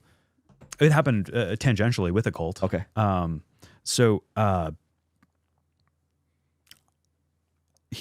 start with a theological claim that I do not believe that if there's a God, anything can be known about them. Okay. Not a single thing. We cannot ascertain what he likes, what he dislikes. Not a single thing. Would that make you more agnostic then? Just that statement alone? Yeah, it's probably a longer conversation. I'm totally comfortable with the idea of there not being a God. Uh-huh. Even outside of the question of whether there is or isn't a God, I prefer the term atheist because agnostic often has the connotation of like, well, I'm kind of open to everything. Mm-hmm. Maybe Jesus is the Messiah. Maybe Muhammad was a prophet. And I'm not. I don't want to say that I'm not like open, but I'm not agnostic with regards to the claims of Jesus. I don't believe that he was the Son of God. That door's closed for you. I want to like balance my language and temper it because I don't want to make it sound like I'm closed off to the evidence and standoffish. Mm-hmm. I mean, I'm constantly engaging. I go to church every Sunday, right? Mm-hmm. But I don't believe it. I actively don't believe it. So you wouldn't be a non-resistant non-believer, as Alex O'Connor would describe himself. Yeah, I mean, I guess I'm non-resistant. Yeah, you're a friendly non-believer. Yeah. Okay, go back. You were teasing this out. You said a miracle from someone that is. Yeah, go ahead. Yeah. So I don't believe that anything can be known about God, and part of the reason why I prefer atheist is because I think that if somebody has to say that I'm agnostic, that's fine, it's whatever. But I think my agnosticism is almost more damnable for Christian apologetics than atheism could be. Not really, but like I think that if there is a God, he is so qualitatively lost beyond what we could ever hope to know about him, and that even if he wanted to reveal himself to us, we couldn't ever possibly know anything about him. So kind of a case in point story that I like to tell. Recently, I've been exploring the Jehovah's Witnesses. Mm-hmm. I love the Jehovah's Witnesses, and I hate their system. Mm-hmm. They're wonderful, friendly, awesome people, but the Watchtower is an evil cult. It's really bad. Mm-hmm. So I'm in the middle of making this kind of, pseudo documentary called Disfellowshipped. Yeah. Which, by the way, well done on Disfellowship. Thank you. I really enjoyed it. I appreciate it. Very well done. Yeah. Shout out. You're making another one, or is that the main one that you're I hope to. Okay. There's a lot more about the Jehovah's Witnesses that deserves to be talked about. Their blood transfusion doctrine is insane. Super bad. The child abuse scandal that's going on there probably mirrors, is just as bad as the pedophile priest scandal that rocked the Catholic Church. So there's a lot to talk about there. But anyway, so I'm in the middle of doing all of this, and those like dual factor authentication codes. So I'm in the middle of making this documentary, and I get one of those codes, and I look down at my phone, and it pings. You know what the number is that they sent me? The 6-digit code? 144,000. And if you know anything about Jehovah's Witnesses, that's their number. That's their number. That is a crux of their theology is the 144,000 in Revelation. That's a miracle. 1 in a million chance from 0 to 900,999. What are the odds? Yeah. And it happened right as I was doing. What a sign from God. Yeah, this is fun. What a sign from God. Yeah. What is the sign? What does it mean? Because if I talk to my evangelical friends, they might tell me, well, Jared, this is a clear, proof from God that you're doing the Lord's work. You're going in and, it's proof that you're exposing darkness. You're shedding light on how evil their doctrine is. Yes. And God is confirming it to you through this, little gag. Yeah. If I talk to a Jehovah's Witness, It's Jehovah, baby. They'll say, God is trying to get through to you, Jared. You idiot. Quit persecuting his people and convert to Jehovah. Yeah. If I talk to my Muslim friends, they might tell me, man, Shaitan is at it again. He's trying to, throw in confusion and, take you off of the true path of following the Quran and submitting to Allah. Yeah. Who's right? Who's right? Yeah. What's the tiebreaker? Can I give you a fourth option? Hit me. First of all, hilarious. I love the story, and I love the point you're attempting to make with the story. I think it's really funny. Fourth option. Hit me. The God of the Bible just got a sense of humor, bro. He's just got a sense of humor. It's not you're doing the Lord's work by exposing these people, and it's not the Jehovah's Witness God is real, and it's not Satan. God just got a sense of humor. He's just kind of like, I see you over there, dog. Prove it. Well, that's like asking. That's like Juliet asking, Shakespeare to reveal himself. Like that's a like God's not a higher being. God is outside of right. God, he's outside of the story. But I asked you this yesterday. Yeah. What would it take you to become a Christian again? I don't. Two separate questions. Okay. And funny enough, because I asked Alex kind of the same question, and he said some sort of like, spiritual encounter, miraculous type of moment, right? Something like this. Something. Well, no, I mean that's just to something me that's bigger. There has to be bright lights and music, or something. A choir of angels, knocks you off your horse. Yeah, or burning bush experience, a prayer answered. What would it take? I'm just curious.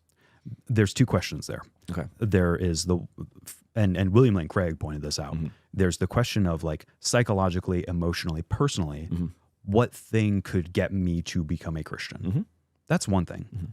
The other question is, what would constitute a valid, warranted claim to say that Jesus is the Lord of the world, God is real, this is what he thinks and wants? Two separate things. I could experience a death in the family or have some great catastrophe, or I could have a head injury. And in the hospital, I could say, Jesus is Lord, and come have a, big miraculous reconversion experience. And I don't like the idea of saying that I'll never deconvert. Life is long, man. And you don't know how your brain is going to change over time and, what emotional things will tug at your heartstrings. You mean reconvert, or do you mean deconvert from atheism? Because you said... Did I say deconvert? I meant reconvert. Okay. I was like, wait a minute. Sounds like you're calling atheism a religion. Okay, go ahead. I'm sorry. So you're saying there is a possibility that you could reconvert at some point? At this stage of my life, it's really difficult for me to imagine how that could come about. But I wouldn't say it's impossible. Nothing is impossible. Sure. Would a miracle do it? No. Even a miracle wouldn't do it. How would you know? Like a bona fide documented miracle. Okay. Here's, you want me to give you an example? Hit me. I've had people close to me tragically pass. I've also had people close to me miraculously healed. Sure. I don't know why God heals some people, doesn't heal any. That's a conversation me and God gonna have when I get to heaven, right?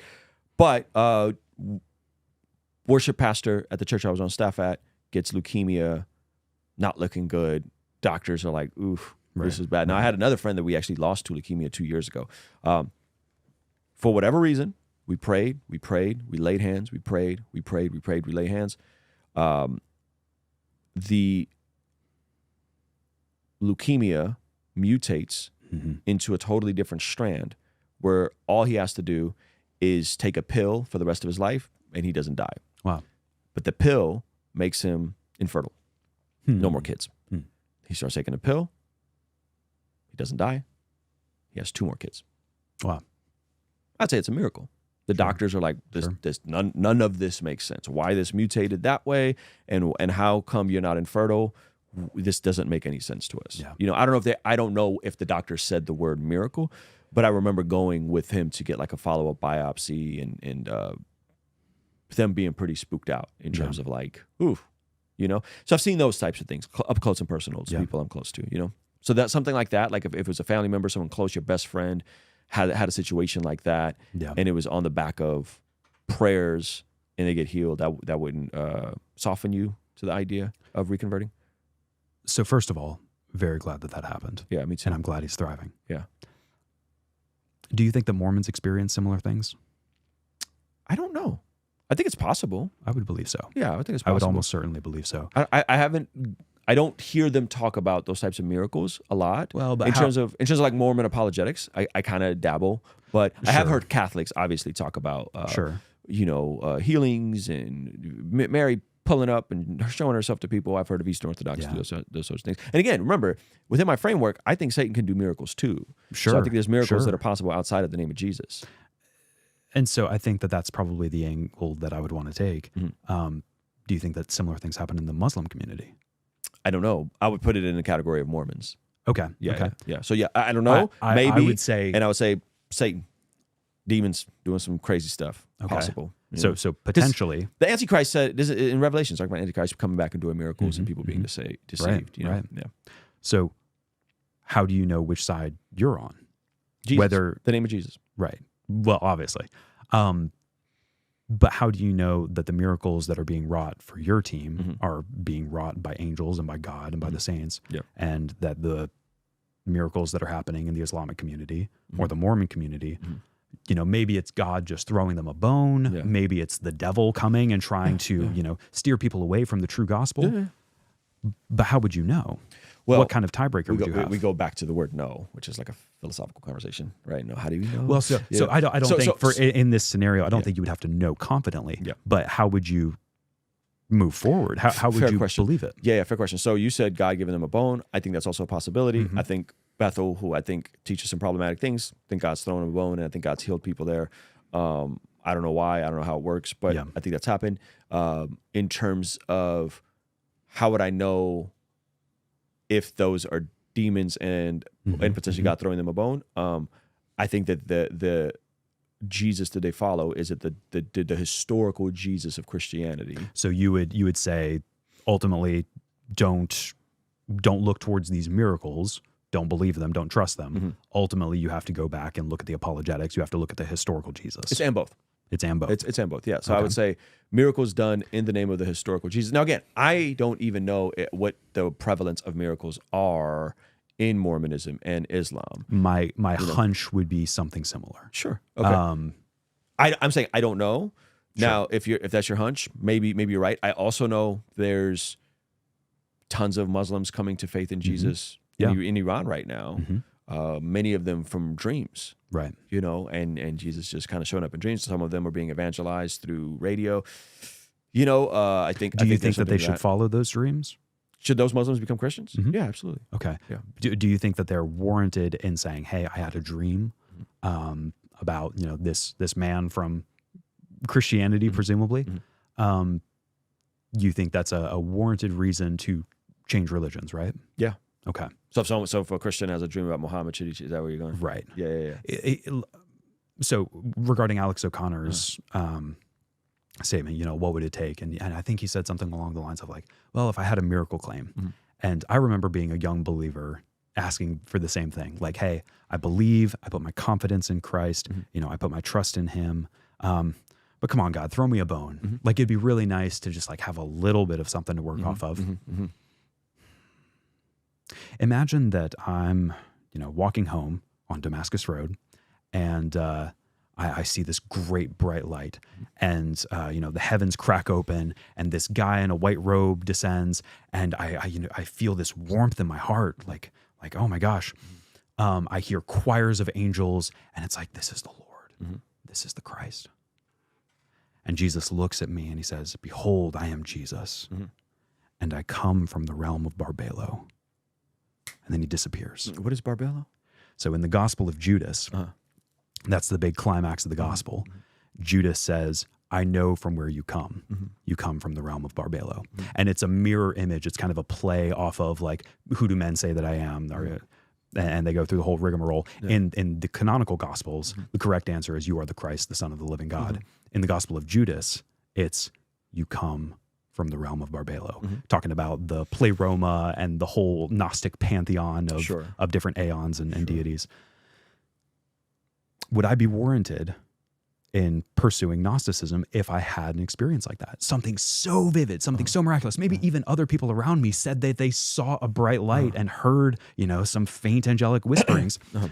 Would I be warranted in saying, listen, I don't know how to make sense of this. I don't know about the apologetics, but I know what I felt and what I experienced and the warmth and the love that I experienced in my heart. And I'm going to go head on into Gnosticism. Would that be warranted? Or would you say that that was probably a demonic activity? Why are you guys all obsessed with Gnosticism, man? It's so much fun. What is it so about dope. Gnosticism? It's so dope. I don't get it. It's just cool. Why is it cool? I think is it It's nominal? the extended universe, man. It's like, but it seems like it's just like nominal because it's not canon and Well, not nominal, novel. novel. Yeah, it's yeah. not canon, so it's like Jesus enough, but like I don't have to deal with the Christian claims. I mean, well, no, I mean, I think that all of it needs to be like looked at and scrutinized. I'm fascinated by, all these different ways in which people revere Jesus and pursue God. And so looking at the early Gnostic claims and rather than just brushing them aside as heretics, really trying to do my due diligence and saying like, these were real people. They weren't stupid. They weren't dumb. They weren't, just crazy. What kinds of questions were they asking? What kinds of things led them to reinterpret scripture like this? And once you kind of squint, you can start to see some of it, right? So with you don't think and I don't want to make Gnostics a monolith, but you don't think that the entire premise is in contrast with the incarnation story? God becomes man. Yeah, You know what I mean? Like the entire premise is that the God of the universe, who's outside of space and time, becomes a physical human. That to me, like just that proposition of the Christian story alone, is in complete contrast with all things Gnosticism. So, yes, and how much they actually like differ from each other is something that I'm still kind of parsing out and reading scholarship on.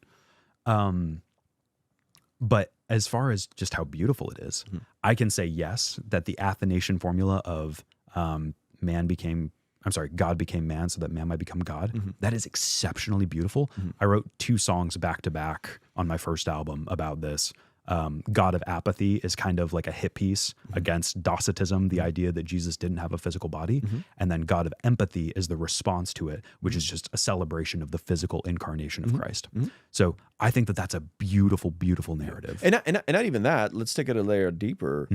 The mighty dies for the weak. Right. I mean, that knocks secular humanism right upside its head. Sure. You know what I mean? So you're talking about the powerful laying down his life for those that can't save themselves. It's beautiful. Go ahead. It's absolutely beautiful. So in that, like, I think Gnosticism, to me, I just go, oh my gosh. Well, so let me give a pitch for the Gnostics. Okay. This world is broken. Pain, suffering, the horrors and the travesty of existence in a physical world. And despite our best advancements in medicine and science, we are still wrought with pains and afflictions and awful, terrible, no good things. The God who created this world is not good. The God who created this world filled with famine and war and plague is not a good God. That God, whoever he was an incompetent bastard. The Gnostics call him Yaldabaoth. And you can see this in Genesis. I'm familiar. The story is inverted.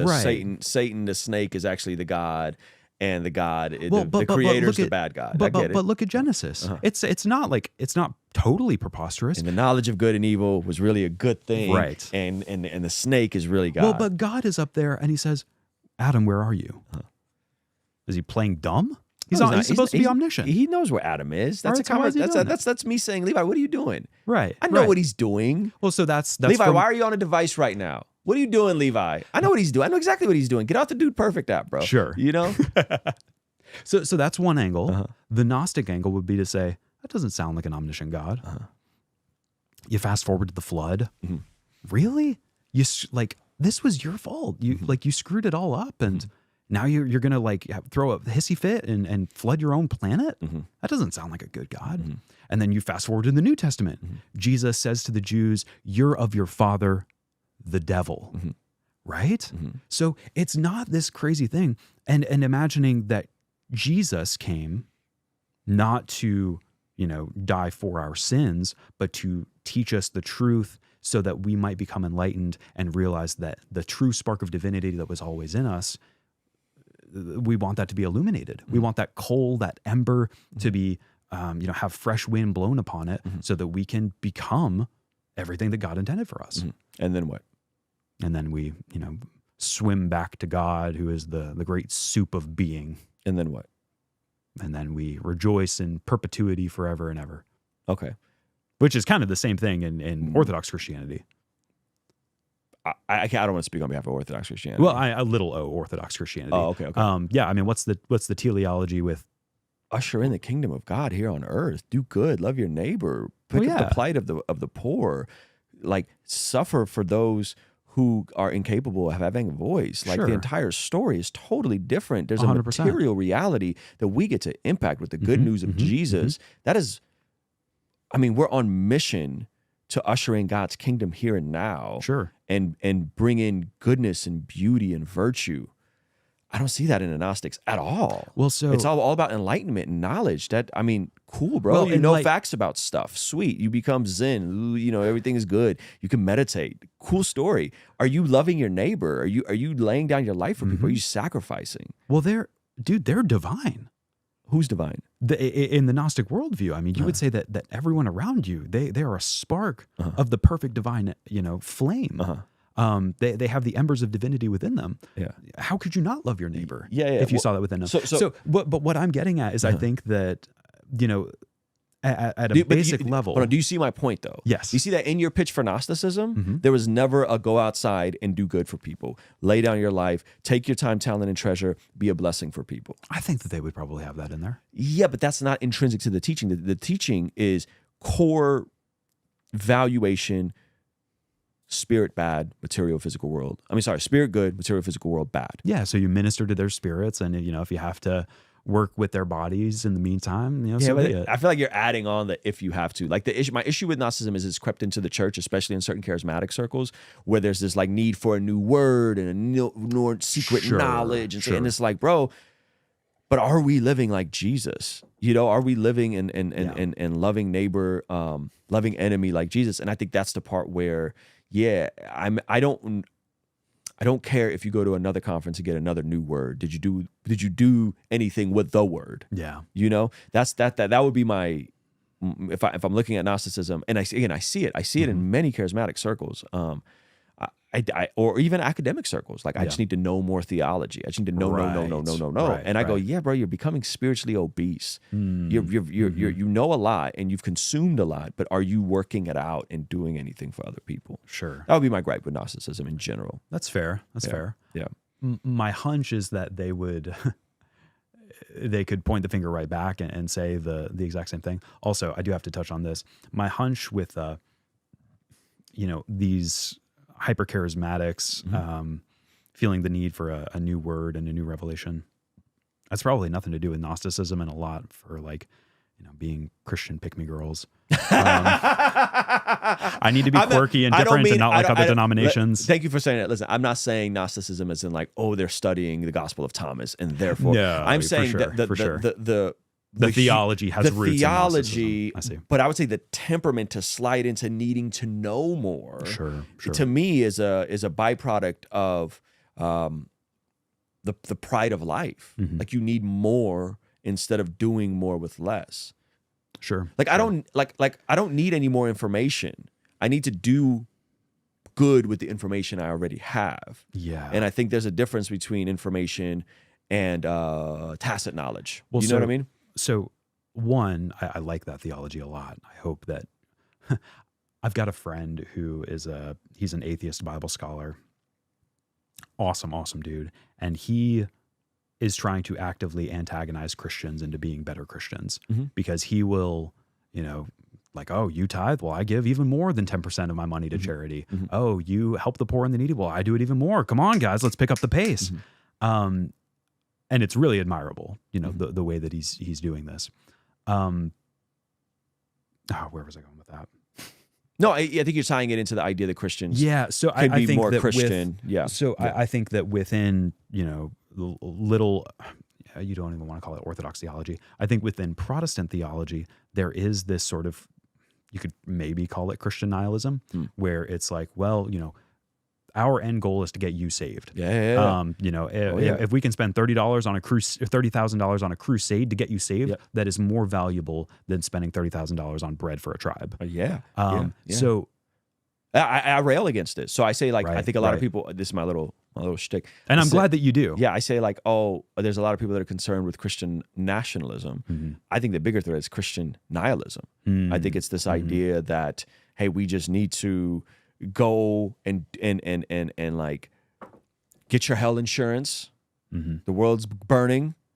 Get your hell insurance because it's all going to hell. Right. And what meaning is there here?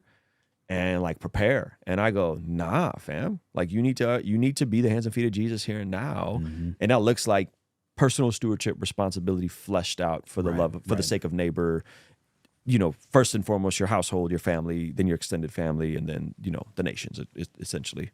So I think Christian nihilism is an issue. I think it's a real problem, and I'm very concerned. For people who slide into this apocalyptic, Jesus is coming back Thursday. Not that he can't come back Thursday, right? But and then so like the hell with it. I'm gonna punt it. It's what does it matter? My life is wasted. It doesn't matter. I just I got Jesus, and I'm gonna go live in a bunker. And to your credit, I would say that Jehovah's Witnesses are probably the worst offenders of that. Yeah, they're terrible.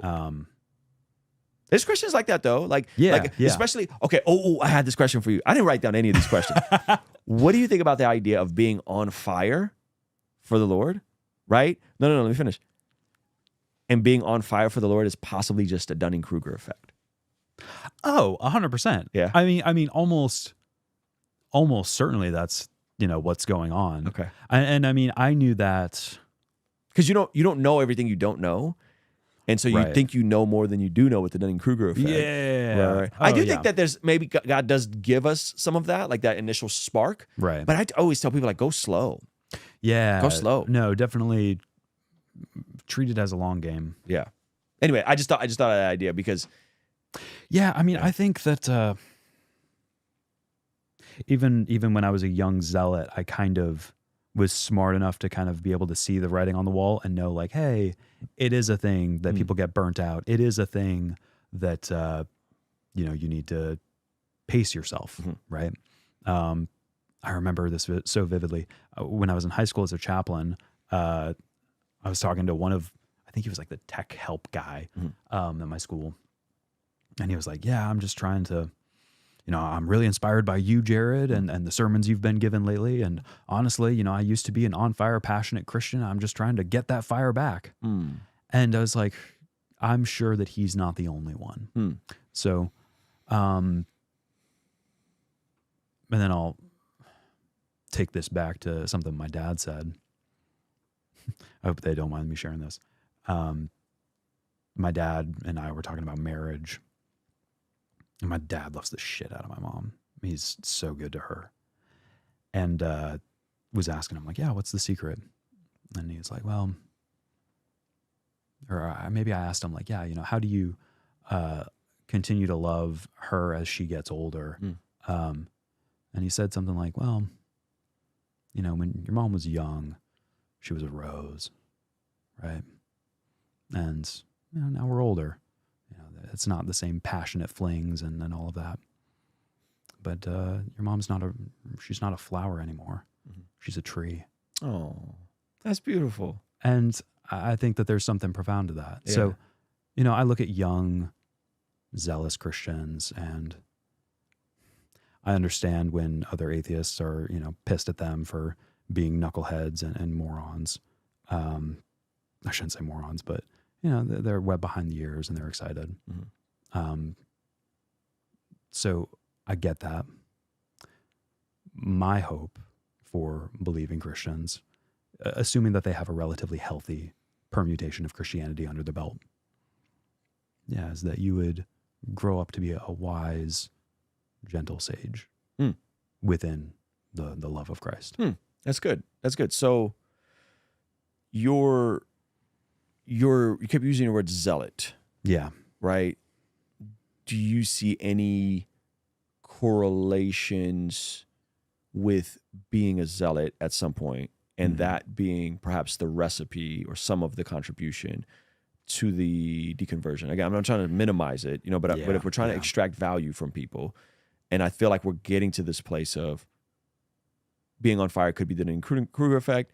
Maybe there's wisdom in going slow. Not many of you should presume to be teachers. Sure. Go serve somewhere. Go be quiet. Go sit underneath some older men. Right. Like I'm just trying to extract value for my audience with regards to the cautionary aspects of this. It's both and I'm a little bit torn at times. There's one element of it, one angle of it, where it sometimes feels like, Jared fell away because he was so passionate. Would that be the thing that people who knew you would say? I don't think that they would say that he fell away because he was so passionate. Okay. Because by the way, my entire Christian journey, my charismatic friends have always said, like, you're kind of lukewarm. Like, why aren't you casting out devils? Like, and they deconverted, and all of them deconverted. Yep. So it's always interesting to me because I have more or less maintained the same mere Christianity approach for 20 plus years. And I was always lukewarm, and I was never holy enough, and I never threw away enough secular CDs. And why do you still go to the beach, and why do you still have non-Christian friends, and why do you still talk to atheists? And you know what I mean? And it's like, because I think my process to coming to the faith was so much longer, of like really wrestling through the problem of evil within my own life and the suffering I had to go through. Being a kid, sexually abused, dad not in the picture, mom an alcoholic. I had to work through that. I had to work through the apologetics. I had to work through the worldview of Jehovah's Witnesses, Mormons, Muslims, all these friends that I had, and having to wrestle through that. So my conversion process, no joke, from the point I started thinking God is a possibility is like 7th, 8th grade, to the point I'm fully walking with Jesus, surrendered, reading my Bible every day, 11th grade. Sure. Into my 11th grade. And I started going to church 9th grade. So it's like a long process of like, atheist to theist to kind of churchgoer, churchgoer to devoted Christian.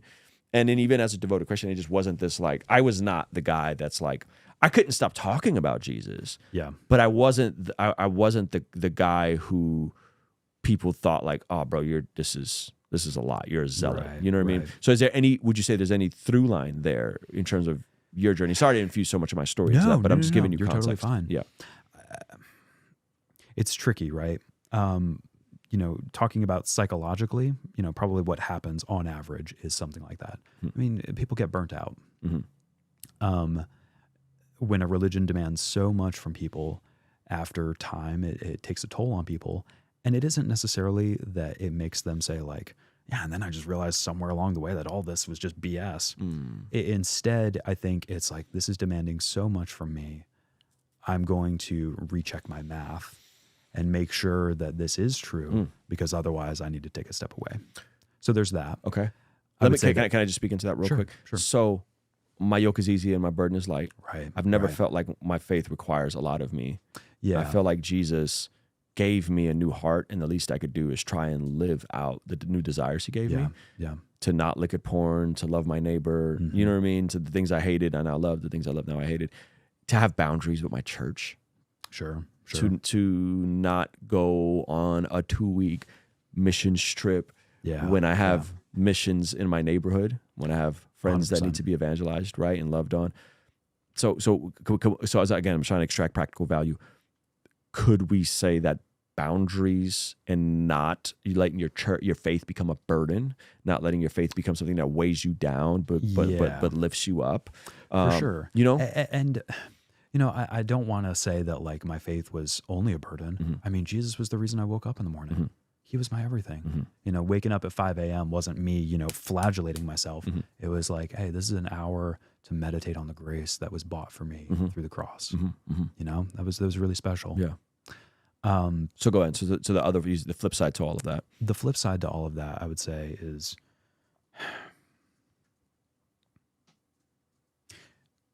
occasionally, the message that's preached regarding me is something like, well, you know, Jared is just a case in point for how zealotry leads you into getting burned. And, you know, maybe that's true. It also feels a little bit dismissive. And at worst, I feel really condescended to at times by Christians who never took it as seriously as I did. Ooh, that's good. And that okay, hold on. really stings. So that's really good. Okay. So one, I totally understand how it could come off patronizing. Sure. Right. And probably even in this conversation, you're probably like, dude, Ruslan, I know you're trying to get value from this to create this cautionary story for your audience to not deconvert. However, you know, so I understand from one standpoint of how it can be viewed as Jared was the zealot, therefore he deconverted. Right. Dismissive, right? Sure. Hopefully you could see that that's not my heart. Yeah. Secondly, and I'm a poke and prod a little bit. Good. But is there any truth to it? Of the fact that, you know, my zealotry led me to deconvert. I think if I didn't take it as seriously, I wouldn't have investigated it more. Investigated what the led truth to claims of Christianity. Right. Okay. And then you said did you say, I don't know if you used the word resentment, but you said something along the lines of like, by people who didn't take it as seriously as you did. Yeah. I think, you know, what I'm seeing right now is that like, and again, my atheist scholar friend has like noted the same thing, that like the people who really investigated it super hard in high school and college, you know, may end up falling away. And then the people who were like partying and, you know, getting laid behind the school in high school, those people now are like 30 with a couple of kids, and they're the ones posting Bible verses on their LinkedIn page. And, you know, it just... Do you resent those people? No, not at all. Oh, okay. I mean, I think you say that people who didn't take it as seriously as you. I only resent them when they, you know, try to imagine that I was never a real believer. Yeah, that's not cool. Yeah, I think you were a real believer. I appreciate. I don't know how I'd sparse that theologically. Sure. Well, actually, I would. I would say that I'm praying Jared comes back to Jesus someday. Sure. You know, it's funny because in my reality, and maybe this is a regional thing, cultural thing. I don't know. The people who weren't walking with Jesus and did the things that you described, they are coming back to faith. They are coming to church. Like the biggest influx of people that we see in our church right now is like unchurched folks in their 30s and 40s. Sure. That have no foundation of anything. Yeah. And we're just like, whoa, this is crazy, right? But my friends who thought that I was a kind of a loser for being a Christian in high school, I've said this to you, like many of them like really did a number on their lives. You know, they really...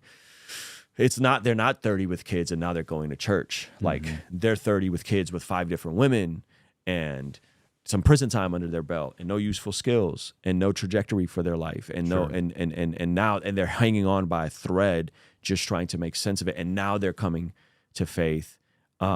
Whereas my friends who did walk with Jesus from the time they were teenagers have totally different outcomes with regards to where their life is at. Even my friends who deconverted, that's the trippy part. Right, it's like my friends who have that like 10 years, 5 years of walking with Jesus and avoiding all the pitfalls and all the temptations and like, oh, I'm going to learn to work with my hands and develop some useful skills and go and, you know, get a good job and like figure out how to take care of my wife. Like, and they deconverted, like they're still bearing the fruits of the decade that they had with Jesus, oddly enough, you know?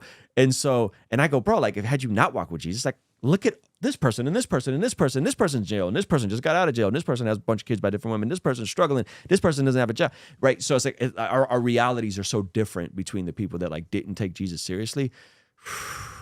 Their lives are hard right now. And I'm not saying you just take Jesus seriously so your life isn't hard, but I'm saying that it can prevent a lot of heartache and trauma, you know, and create some guardrails and stuff for people, which I think you would concede that.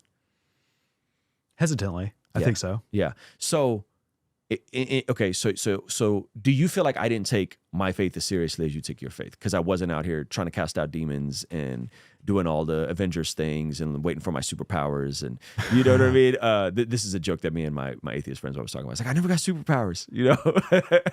Do you think that I didn't take my faith as seriously and had a more casual faith and really didn't even start speaking about my faith until 15, 20 years in terms of like publicly, you know, like I didn't want to be known as like a Christian rapper like that. We fought against that. You know, we were trying to go and do secular colleges. And even on YouTube, my first 5 years on YouTube is just more podcasting, touch on faith here and there a little bit, but it wasn't what it is now. And I waited, almost 20 years of being a Christian before I like tried to make myself an authority publicly. I'll teach in Bible studies and lead men's groups and teach to young adults or the junior high, but never as like I'm trying to build a public platform as a public Christian in a marketplace, Yeah.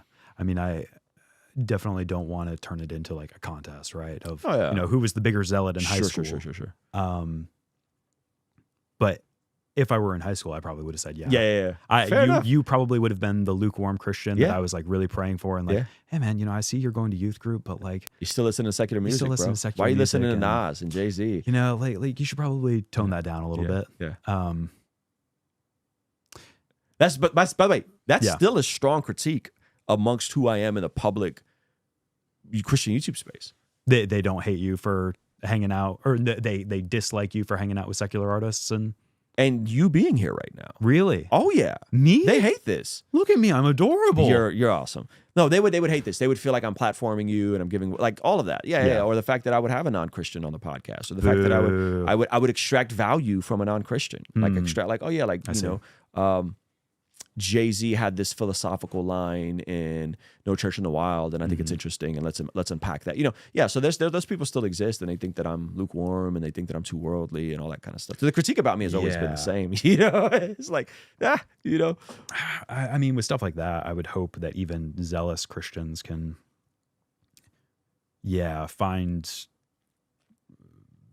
find room to have real conversations with non-believers. Yeah. I remember when I was backpacking through Europe, kind of one of my mantras is that being heard is a platform that's earned through listening. Being heard is, I like that. Yeah. That's good. So, when I was like, well, I'm trying to witness to this or that person, and it's like, man, I see him on a train for a little while and he's going to go do his thing. And it's like, it's kind of like when somebody like really insists on like, oh dude, you got to check out this new song. And anytime somebody does that, I just roll my eyes and I'm like, I don't want to listen to your stupid freaking music. It's like, stop proselytizing music to me. What's much more persuasive is when someone's like, oh dude, what stuff do you listen to? Yeah. And then we have a music exchange where it's like, well, you listen to a song and I'll listen to a song. And it's like, oh, that's much more easy to swallow. Yeah. So when it came to evangelism, I feel bad we didn't do that in the car. I just played you a bunch of music. What are you talking about? I forced you to listen to my album. Well, no, you didn't. I bludgeoned you with metalcore. First of all, the album was fire, but it was after we had a whole bunch of conversation and I was playing you random stuff. But anyway, go ahead. I was super here for it. But so when it came to evangelism for me, it was like, well, hey, I understand that you're into Hinduism or something. Dude, I'll do a book trade with you. I'll read, some book that, means a lot to you. If you'll read one of my books, some apologetics book, some Location for Christ. Yeah, a Frank Turek something. Yeah. Shout out to Frank Turek. But that seemed like a reasonable exchange. Like, hey, I would love to get to know your worldview better if I can, have an opportunity to present mine to you. Yeah, that's cool. So yeah, any knuckleheads who throw a flack at you, send them my way and I'll beat them up. Any other cautionary aspects to your story that you think could be valuable to that? And then I kind of want to get into, some other questions. I think we said go slow. You should be more excited about heaven than you are afraid of hell. Okay. Unpack that. If you're a person who's in ministry, your goal should be to be there for people and to minister to people and to help foster an internal desire, an internally motivated desire to, live out a Christian life. Don't rely on external forces, forcing people to go to church or forcing people to, live up to the standards of your congregation or your denomination. That'll breed resentment, and that's bad. With regards to people who are not in ministry, just be consumed by awe. Because I I don't believe in meaning. I don't believe in purpose. I don't believe in anything. And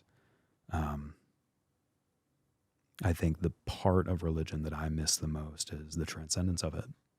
And you can get really caught up in the minutia and the bullshit and the culture wars. But if you have a faith that is not capable of bringing you to tears, you're doing it wrong.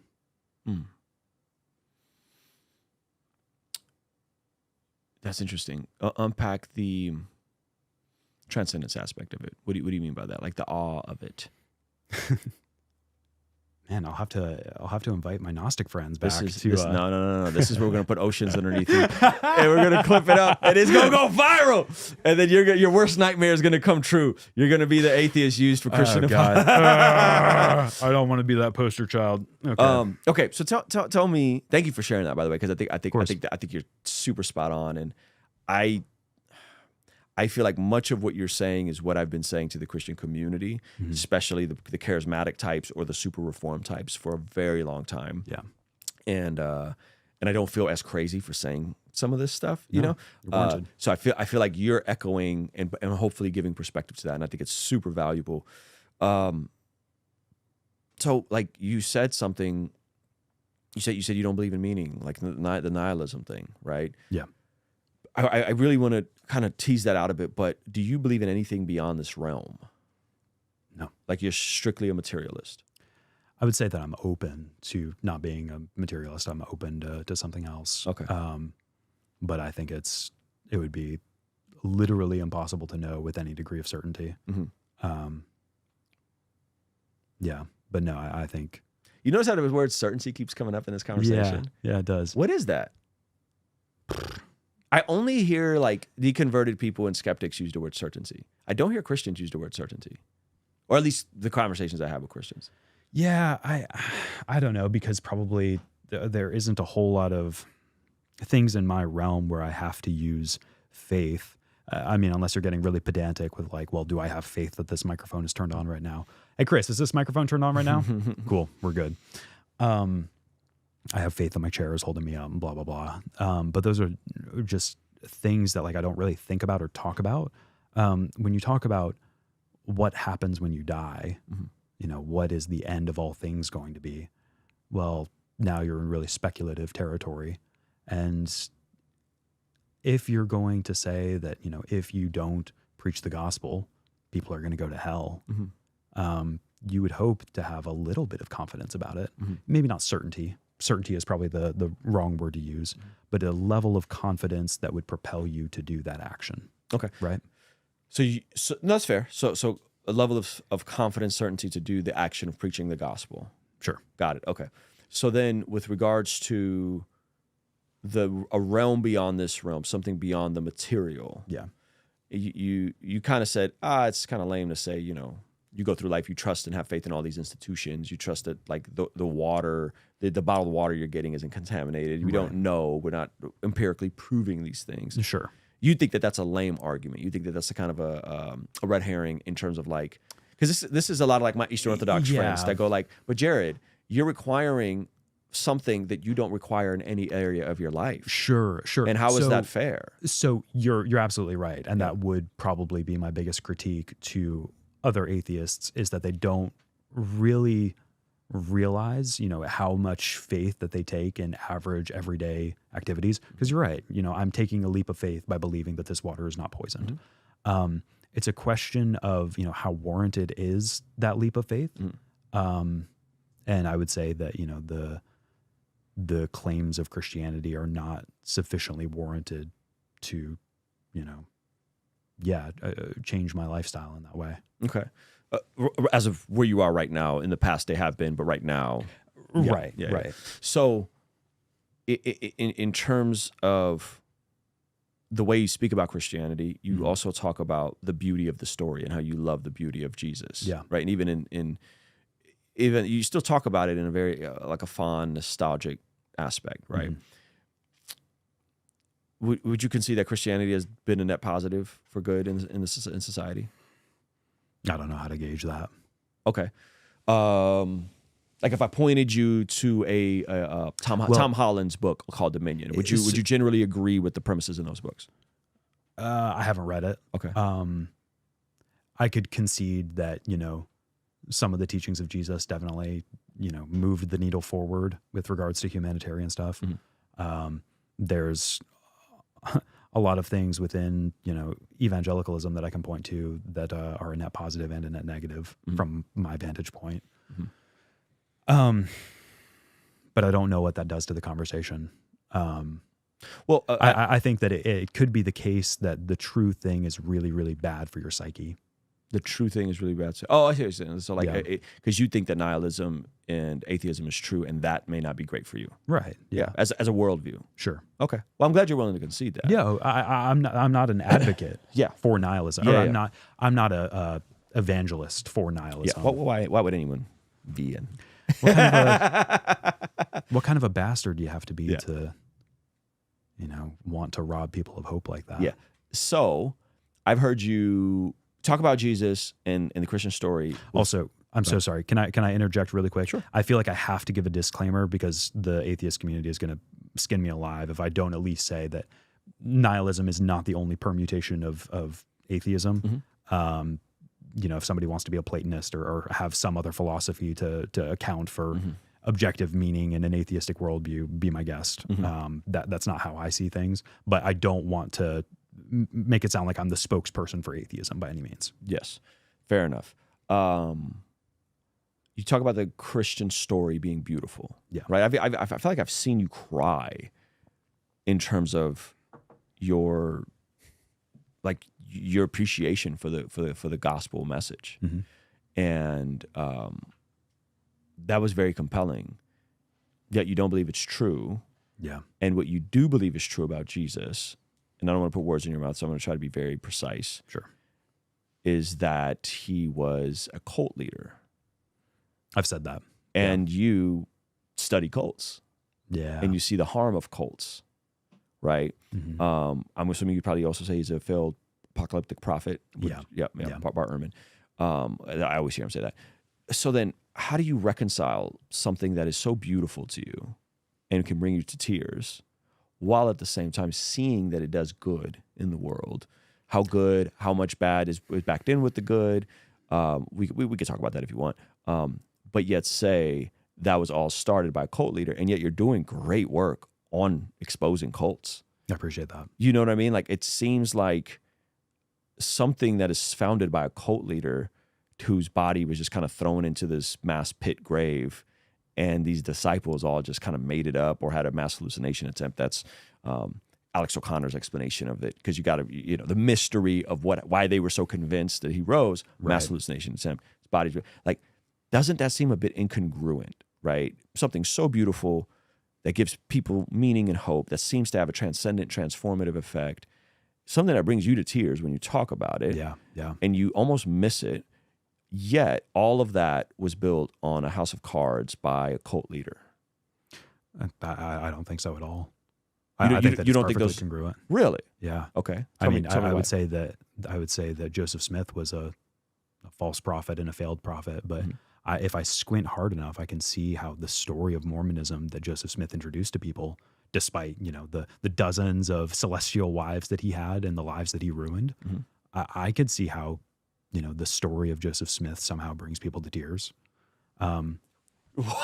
What? Let me. Why are you guys all caping for Mormonism? By the way, you and Alex. What? He and I are on the same wavelength. I don't know what it is, but we're studying the same stuff just in tandem. Joseph Smith. I mean, the guy. There's a lot of sketchy stuff, a lot of rough stuff that happened. I think that there was a lot of sketchy, unkosher stuff with Jesus as well. Like what? If anyone does not hate his father and mother, he is not worthy of me. You think that? I think that's bad. You think he meant that in a literal sense?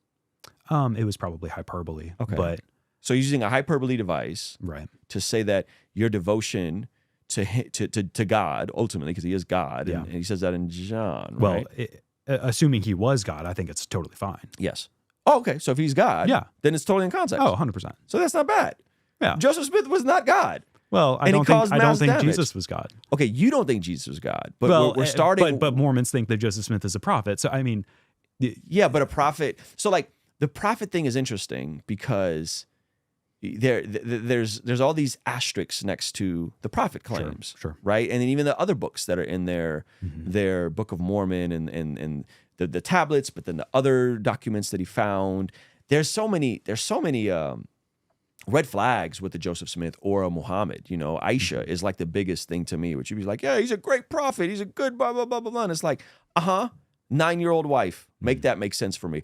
And then the Muslim apologetics go, oh, it's okay because she was of age and she was it's like, come on, there's no way you can twist and contort that to say that like marrying her at 5 and consummating it at 9 was something that a good moral teacher would do. There's to me.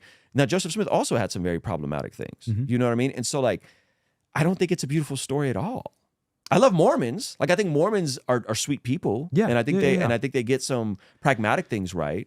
But I'm just saying that if you squint hard enough, I'm sure that there are people for whom, you know, the romance between Joseph Smith and his wife Emma, I'm sure that there are a lot of elements of that story that mean a lot to Mormons and bring them to tears. But it doesn't seem like you're squinting when you get emotional about the story of Jesus. It seems like you're looking at it and having a pretty clear perspective of what it meant to you, that you're not having to try very hard to see the beauty of it. I mean, I had to squint when I had to believe that it was true.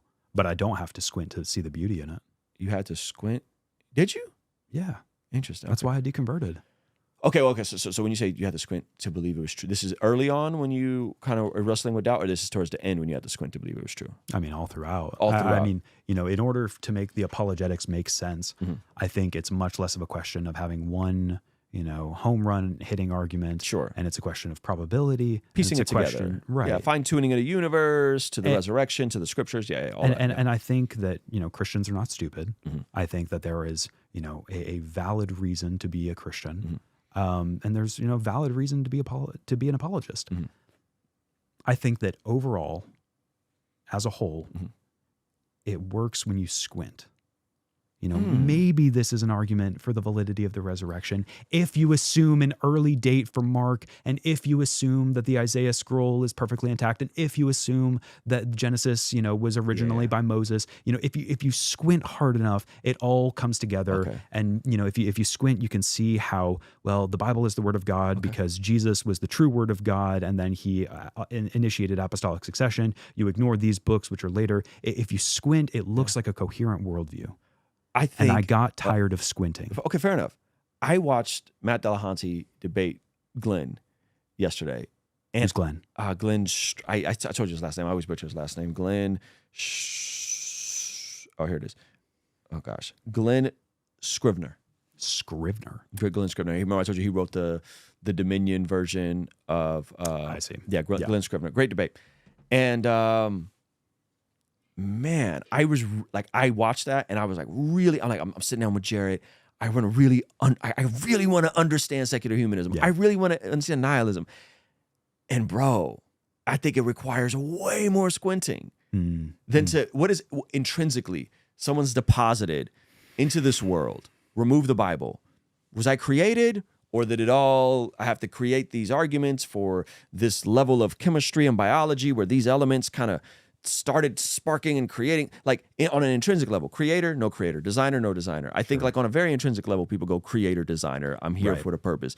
And anyway, I could walk you through the fine tuning, the intrinsic aspect of why I created. Then I could walk you through like, man, the story of Jesus is the opposite of everything we know about how humans behave. Yeah. Might is right. Yet you got the most powerful being dying for the least powerful, right? And then he says that example, right? So it's like, the what do you do with the mystery of the disciples being convinced? I think it requires way less squinting than atheistic nihilism.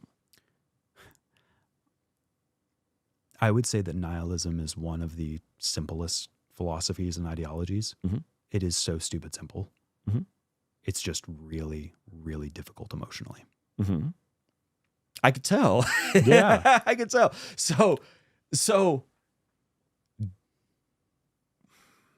do you think nihilism serves you well? No. Okay.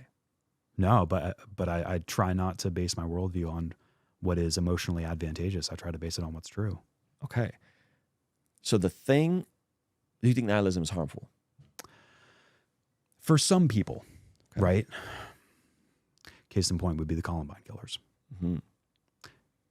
For other people, I talked to my buddy the other day and we were shooting the breeze about nihilism. And he was like, you mean everything's going to be forgotten?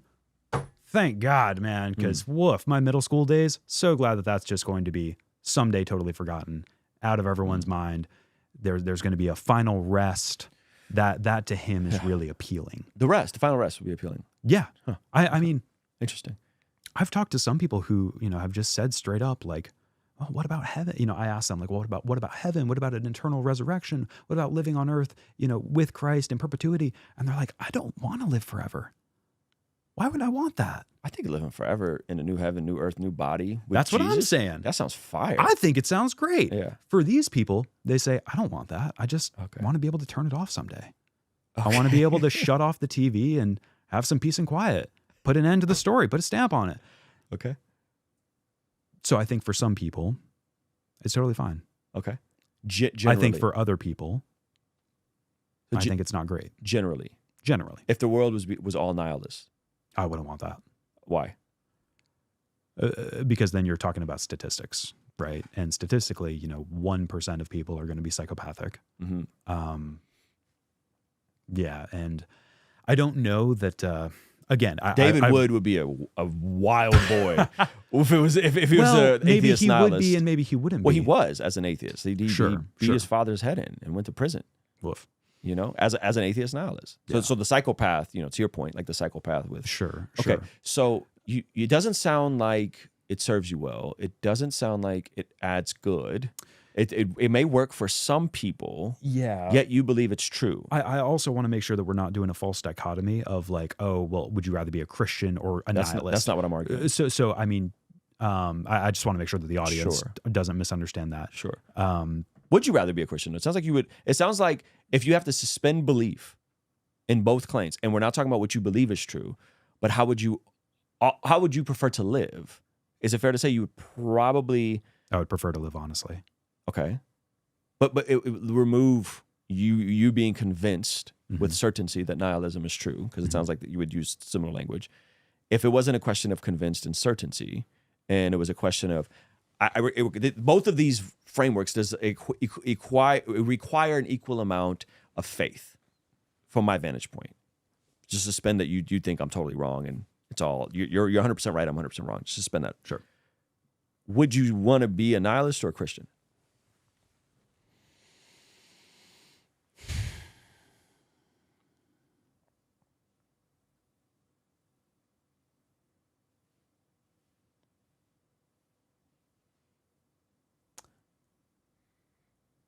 I'll throw you a bone. Maybe Christian. You have to I'm feeling charitable. I'm shocked that it took you that long to answer that question, but I appreciate you answering it. And I appreciate your vulnerability with the way you speak about nihilism, because I think you're honest in it. Let me give you an example, and I'll tell you who this is off the record. There's a predominant, pretty high profile person who deconverted from Christianity. Mm-hmm. He's one of the most prolific voices within a specific niche that I follow. Mm-hmm. I don't want to like really speak over them. And one of the things that to me, I think we're hardwired for by God as people is to have family and enjoy the beauty and the goodness of family. Sure. And he doesn't want that anymore because he's a nihilist and there's no meaning and there's no guarantee that he would be a good parent and he would ruin his kids. And so his entire worldview is now, I'm a nihilist. There's no meaning. I don't want kids. I don't want family. I just want to work. What brings me the most amount of joy is working 18 hours a week. He's kind of created his own meaning. I'm sorry, 18 hours a week? Excuse me, 18 hours a day. Oh. Sun up to sundown. He just wants to work. That's where because I was about to say, that's my dream as well. As a nihilist, that's where he finds his value and his meaning. Sure. He creates his own meaning, and family is outside of that meaning. Now, he's entering the age where that may be irreversible with his spouse. Sure. Who's, by all intents and purposes, because I think the Christian background and a Christian worldview, I actually think they have implemented a lot of Christian virtues into their marriage without even knowing it. Yeah. So I think they're going to stay together. That clock is going to tick eventually. Mm-hmm. And then before you know it, you'll wake up, you're 45, you're 50 years old. I'm not talking to you. I mean, this person. Right. And then you don't have kids and you miss out on the joy and you miss out on the beauty of family. And I don't know. I'm assuming you do want kids and want to be married at some point. Yeah. So that's what I mean. That I say all that to say that's what I mean by. So I mean, I think that you can do all of that within a nihilistic worldview. Okay. I mean, but do you see what I'm saying? When meaning is removed and there's no objective, you're be fruitful and multiply. Sure. Right. How do we change the world? In my opinion, having more godly Christian kids. Sure. Because the secular materialists aren't having as many. So we proliferate the world with more Christian kids. We teach them to love God, love neighbor. We teach them to be useful and to also help other people with the excess that they have. And I think that's one of the ways we change the world, right? Be fruitful and multiply. So, but you don't have that imperative anymore as a nihilist. Not you, but he doesn't have that imperative anymore as a nihilist. So then he says, I'm suspending this thing as a parent, and I don't want to be a parent, and I don't care to be a parent, and I'm just going to live for myself right here and now because I'll be forgotten in 100 years from now anyway. Sure. First and foremost, I hope that I hope that people are not having kids strictly out of a theological imperative. Oh, some people are for sure. Shout out to the Catholics. Props to the Catholics. Props. I mean, we know a lot of people who are like, we feel like as many as God will give us. That's a theological imperative, right? Right.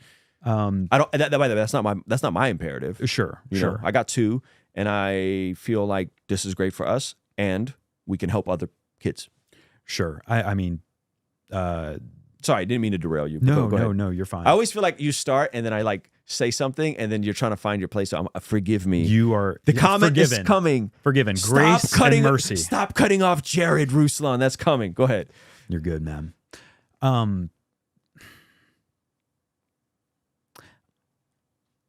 When I think about how I do morality as a nihilist,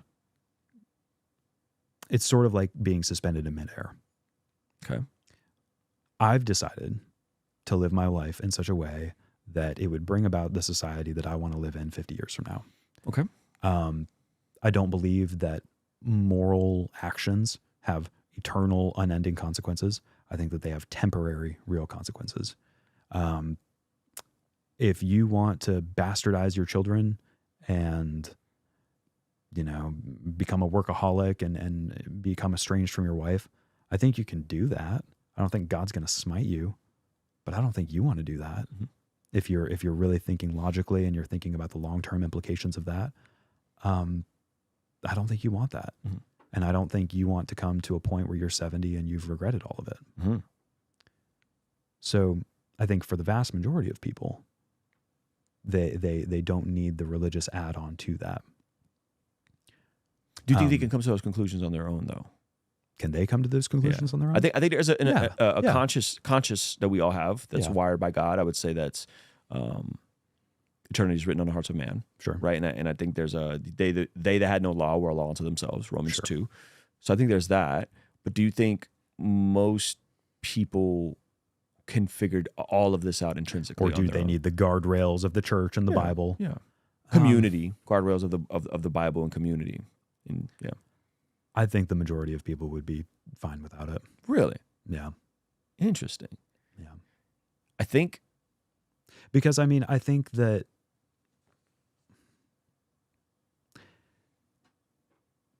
I'm a really smiley person. You're a very happy person. I'm a very happy person, which is hilarious because I think humans are worthless. Mm-hmm. You said it. I did. Again, I'm not a spokesperson for atheists. I can't turn that off. And I don't think that having a Bible verse that said, be nice and tip your waitress would really change how I do things. I think that I can't turn off who I am as a person. When you're talking about really difficult and austere actions as people, doing the right thing, I don't think that that's how you get people there. I think you take for granted how good your parents are. Oh, they're wonderful. And were to you. And I probably do. And wired you for that. As someone that comes from communism, I'd argue the conclusions of but imagine that you weren't a believer. How would you raise your kids? Wouldn't you still tell them to be kind and generous? I don't I don't even know if I'd have kids if I was a believer. I don't know if I'd even be here if I wasn't a believer. Why? Because I would have likely gotten myself arrested and got caught up in the revolving door of that system. Do you think that you need... I mean, I did get myself arrested at age 11. And Sure. had I not become a believer, I probably would have stayed on a similar trajectory. You know, so I say that to say, coming from communism, coming from a like freakishly godless environment as a child. Yeah. I don't remember going to church ever as a kid back in the Soviet Union. Yeah. I was not naturally generous. I had to learn to be generous. I had to learn to be an above average tipper at a restaurant, to be a blessing to people, and not necessarily write a Bible verse every time I leave a fat tip. I had to learn that. I had to learn to live below my means. I had to learn to love neighbor. I had to learn to listen and not just pile drive through people I disagree with, right? And try to build rapport and all that. All of that I had to learn. In the same way I would say, you know, we have to learn to drive a car. You got to learn to drive a car. You got to go to driver's ed. You got to take the test. You got to pass the test. And you got a 6-month window where you can't have anybody in your car with you when you're a teenage driver. And then you get to drive normal. And then at 18, I think you get your full license or whatever. But we think and we assume that like marriage and parenting will just come to us naturally. And I just don't think they come to us naturally. I think nurture may come to women naturally to nurture their babies, but I don't think that these things are natural for us to be. A husband ought to lay down his life for his wife the way Christ laid down his life for his church. I don't think that's a natural thing. And I think you have a temperament that is, I would say, a lot of nature and nurture. I think some of that was probably passed down genetically by your parents because they sound like good people. And some of that was probably nurture. There's so much of your temperament that was probably caught and not overtly taught. So yes, I would say that it was largely taught to me. You think you take it for granted? Sure. I'm really hesitant though, the idea that like, oh man, secular people or even atheists aren't able to like raise, healthy, well-adapted. That wasn't my claim. I'm probably misstating it. But I mean, at a wide scale, like I lived in the Netherlands for a little while and I think that they were doing well and thriving. Yeah. But I would argue the Scandinavian nations are still built on the back of Christian virtues and values that they probably take for granted. Just like your kids, even you stay atheist, you marry an atheist. Sure. You have kids. There will be things you pass down to them. Yeah. That, in my opinion, I could draw a through line and say these are probably things from your parents who love Jesus. Yeah. You know what I mean? No. And I mean, any positive things that Christians and Christianity has added to the discussion, in any way in which they've moved the needle forward, I want to celebrate that. Okay. I'm all about that. I think there's something to that with, I think we just take it for granted. I think the West takes it for granted. We do. So, I mean, maybe to kind of drive this home, I think that if, the majority of the atheists in the world, or if the majority of the people in the world tomorrow just woke up and became an atheist, I think that it wouldn't change a ton. Now, maybe you can say like, hey, the kindness and the virtue that they've inherited has come from Christianity. Totally fine. But I think that when I see people deconverting, I don't see them loving their kids any less. The place where my nihilism, where the rubber meets the road, is my ability to say objectively that one set of circumstances is less desirable than another at an objective level. I can say I don't like it. I can say I don't like it when your friend cheats on his wife and has multiple kids with multiple women. I can't say that it's wrong in an objective sense. No. I appreciate you saying that. And so I think we would, because I was going to ask you about the lady who did the 100 guys, OF model, did 100 guys in 8 hours. Now she did 1,000 guys in a day. Did she? Oh yeah. 1,000? 1,000, bro. Yeah. With the same girl? Same girl. Interesting. Do the math on that if you really want to be grossed out. 2 pump chump, man. Yeah, bro. No, I'm talking multiple folks all at once.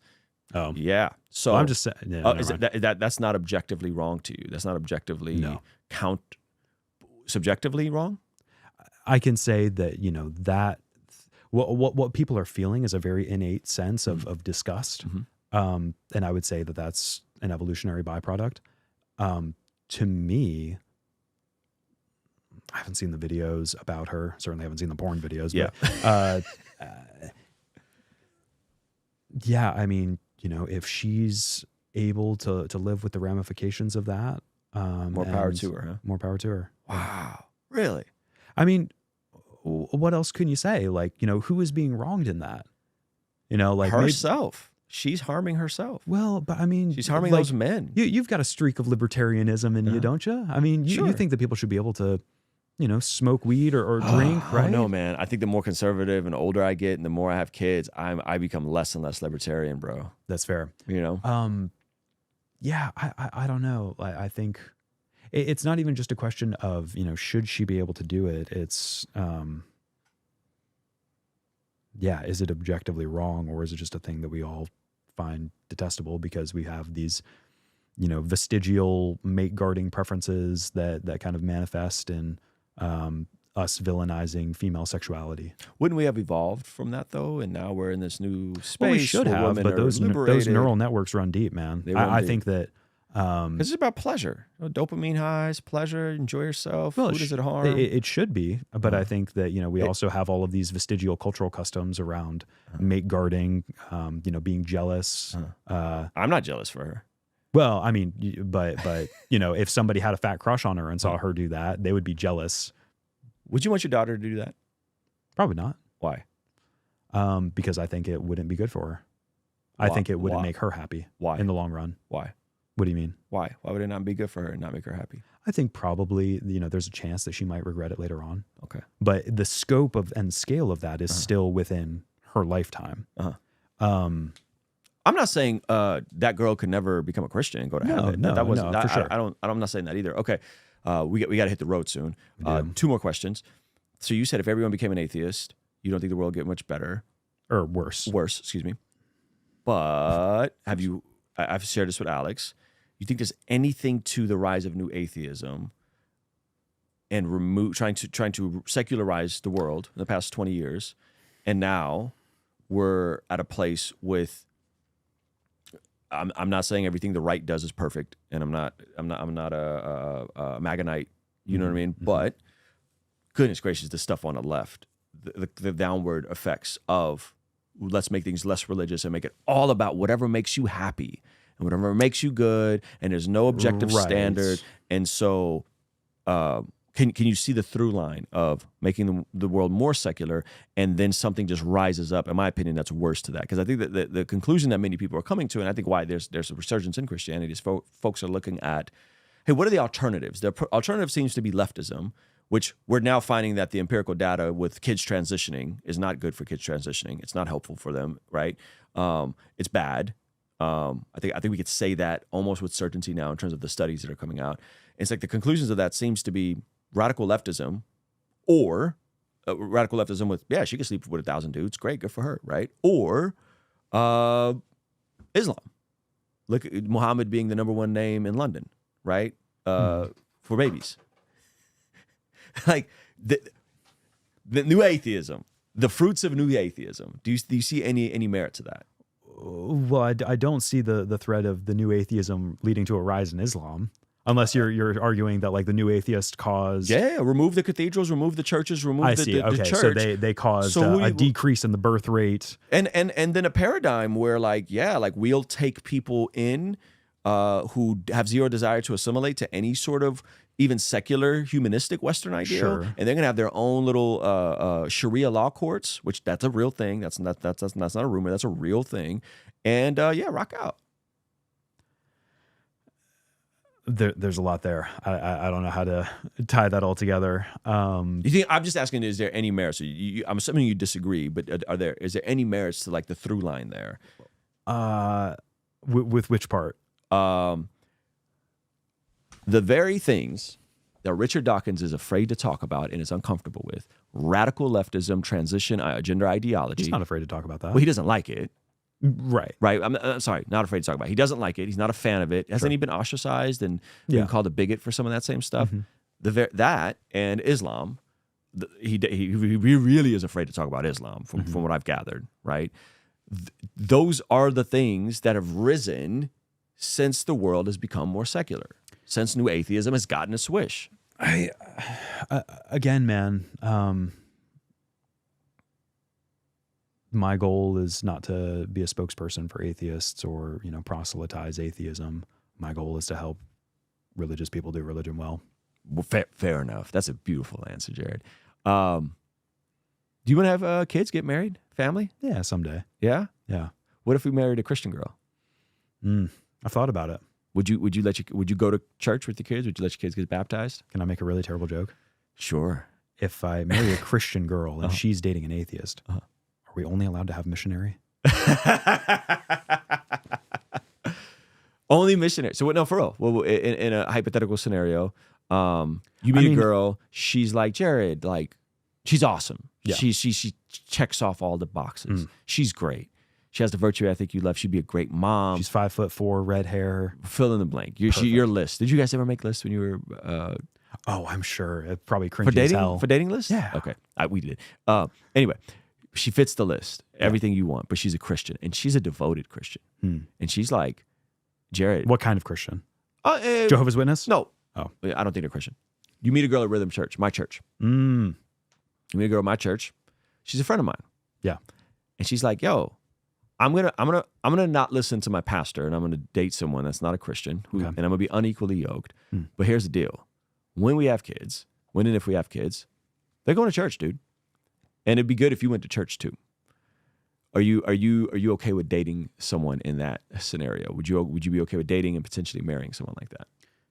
Probably not. Respect. Respect. I can imagine marrying somebody who has some sort of Christianity. Rhythm Church is too much for you, though. It might be. I respect it. Okay. Eastern Orthodox girl? Maybe. Yeah. Mormon girl? Maybe. Oh, stop coping for the Mormons, bro.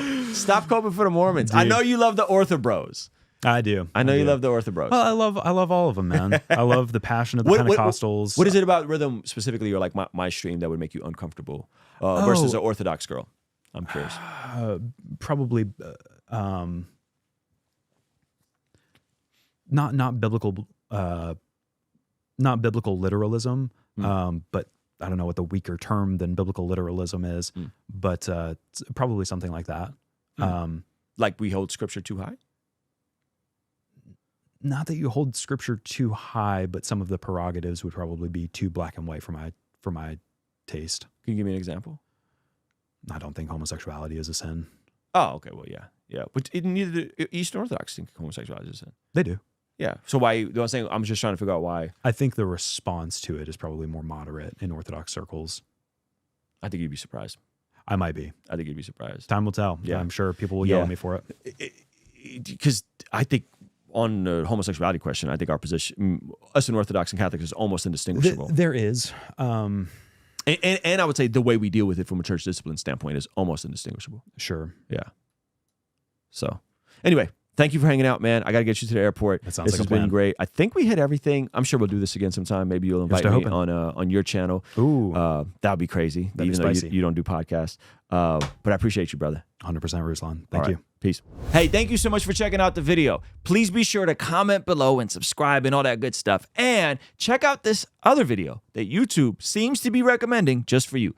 Let me know if they nailed it. All right? I'll see you over there. Peace.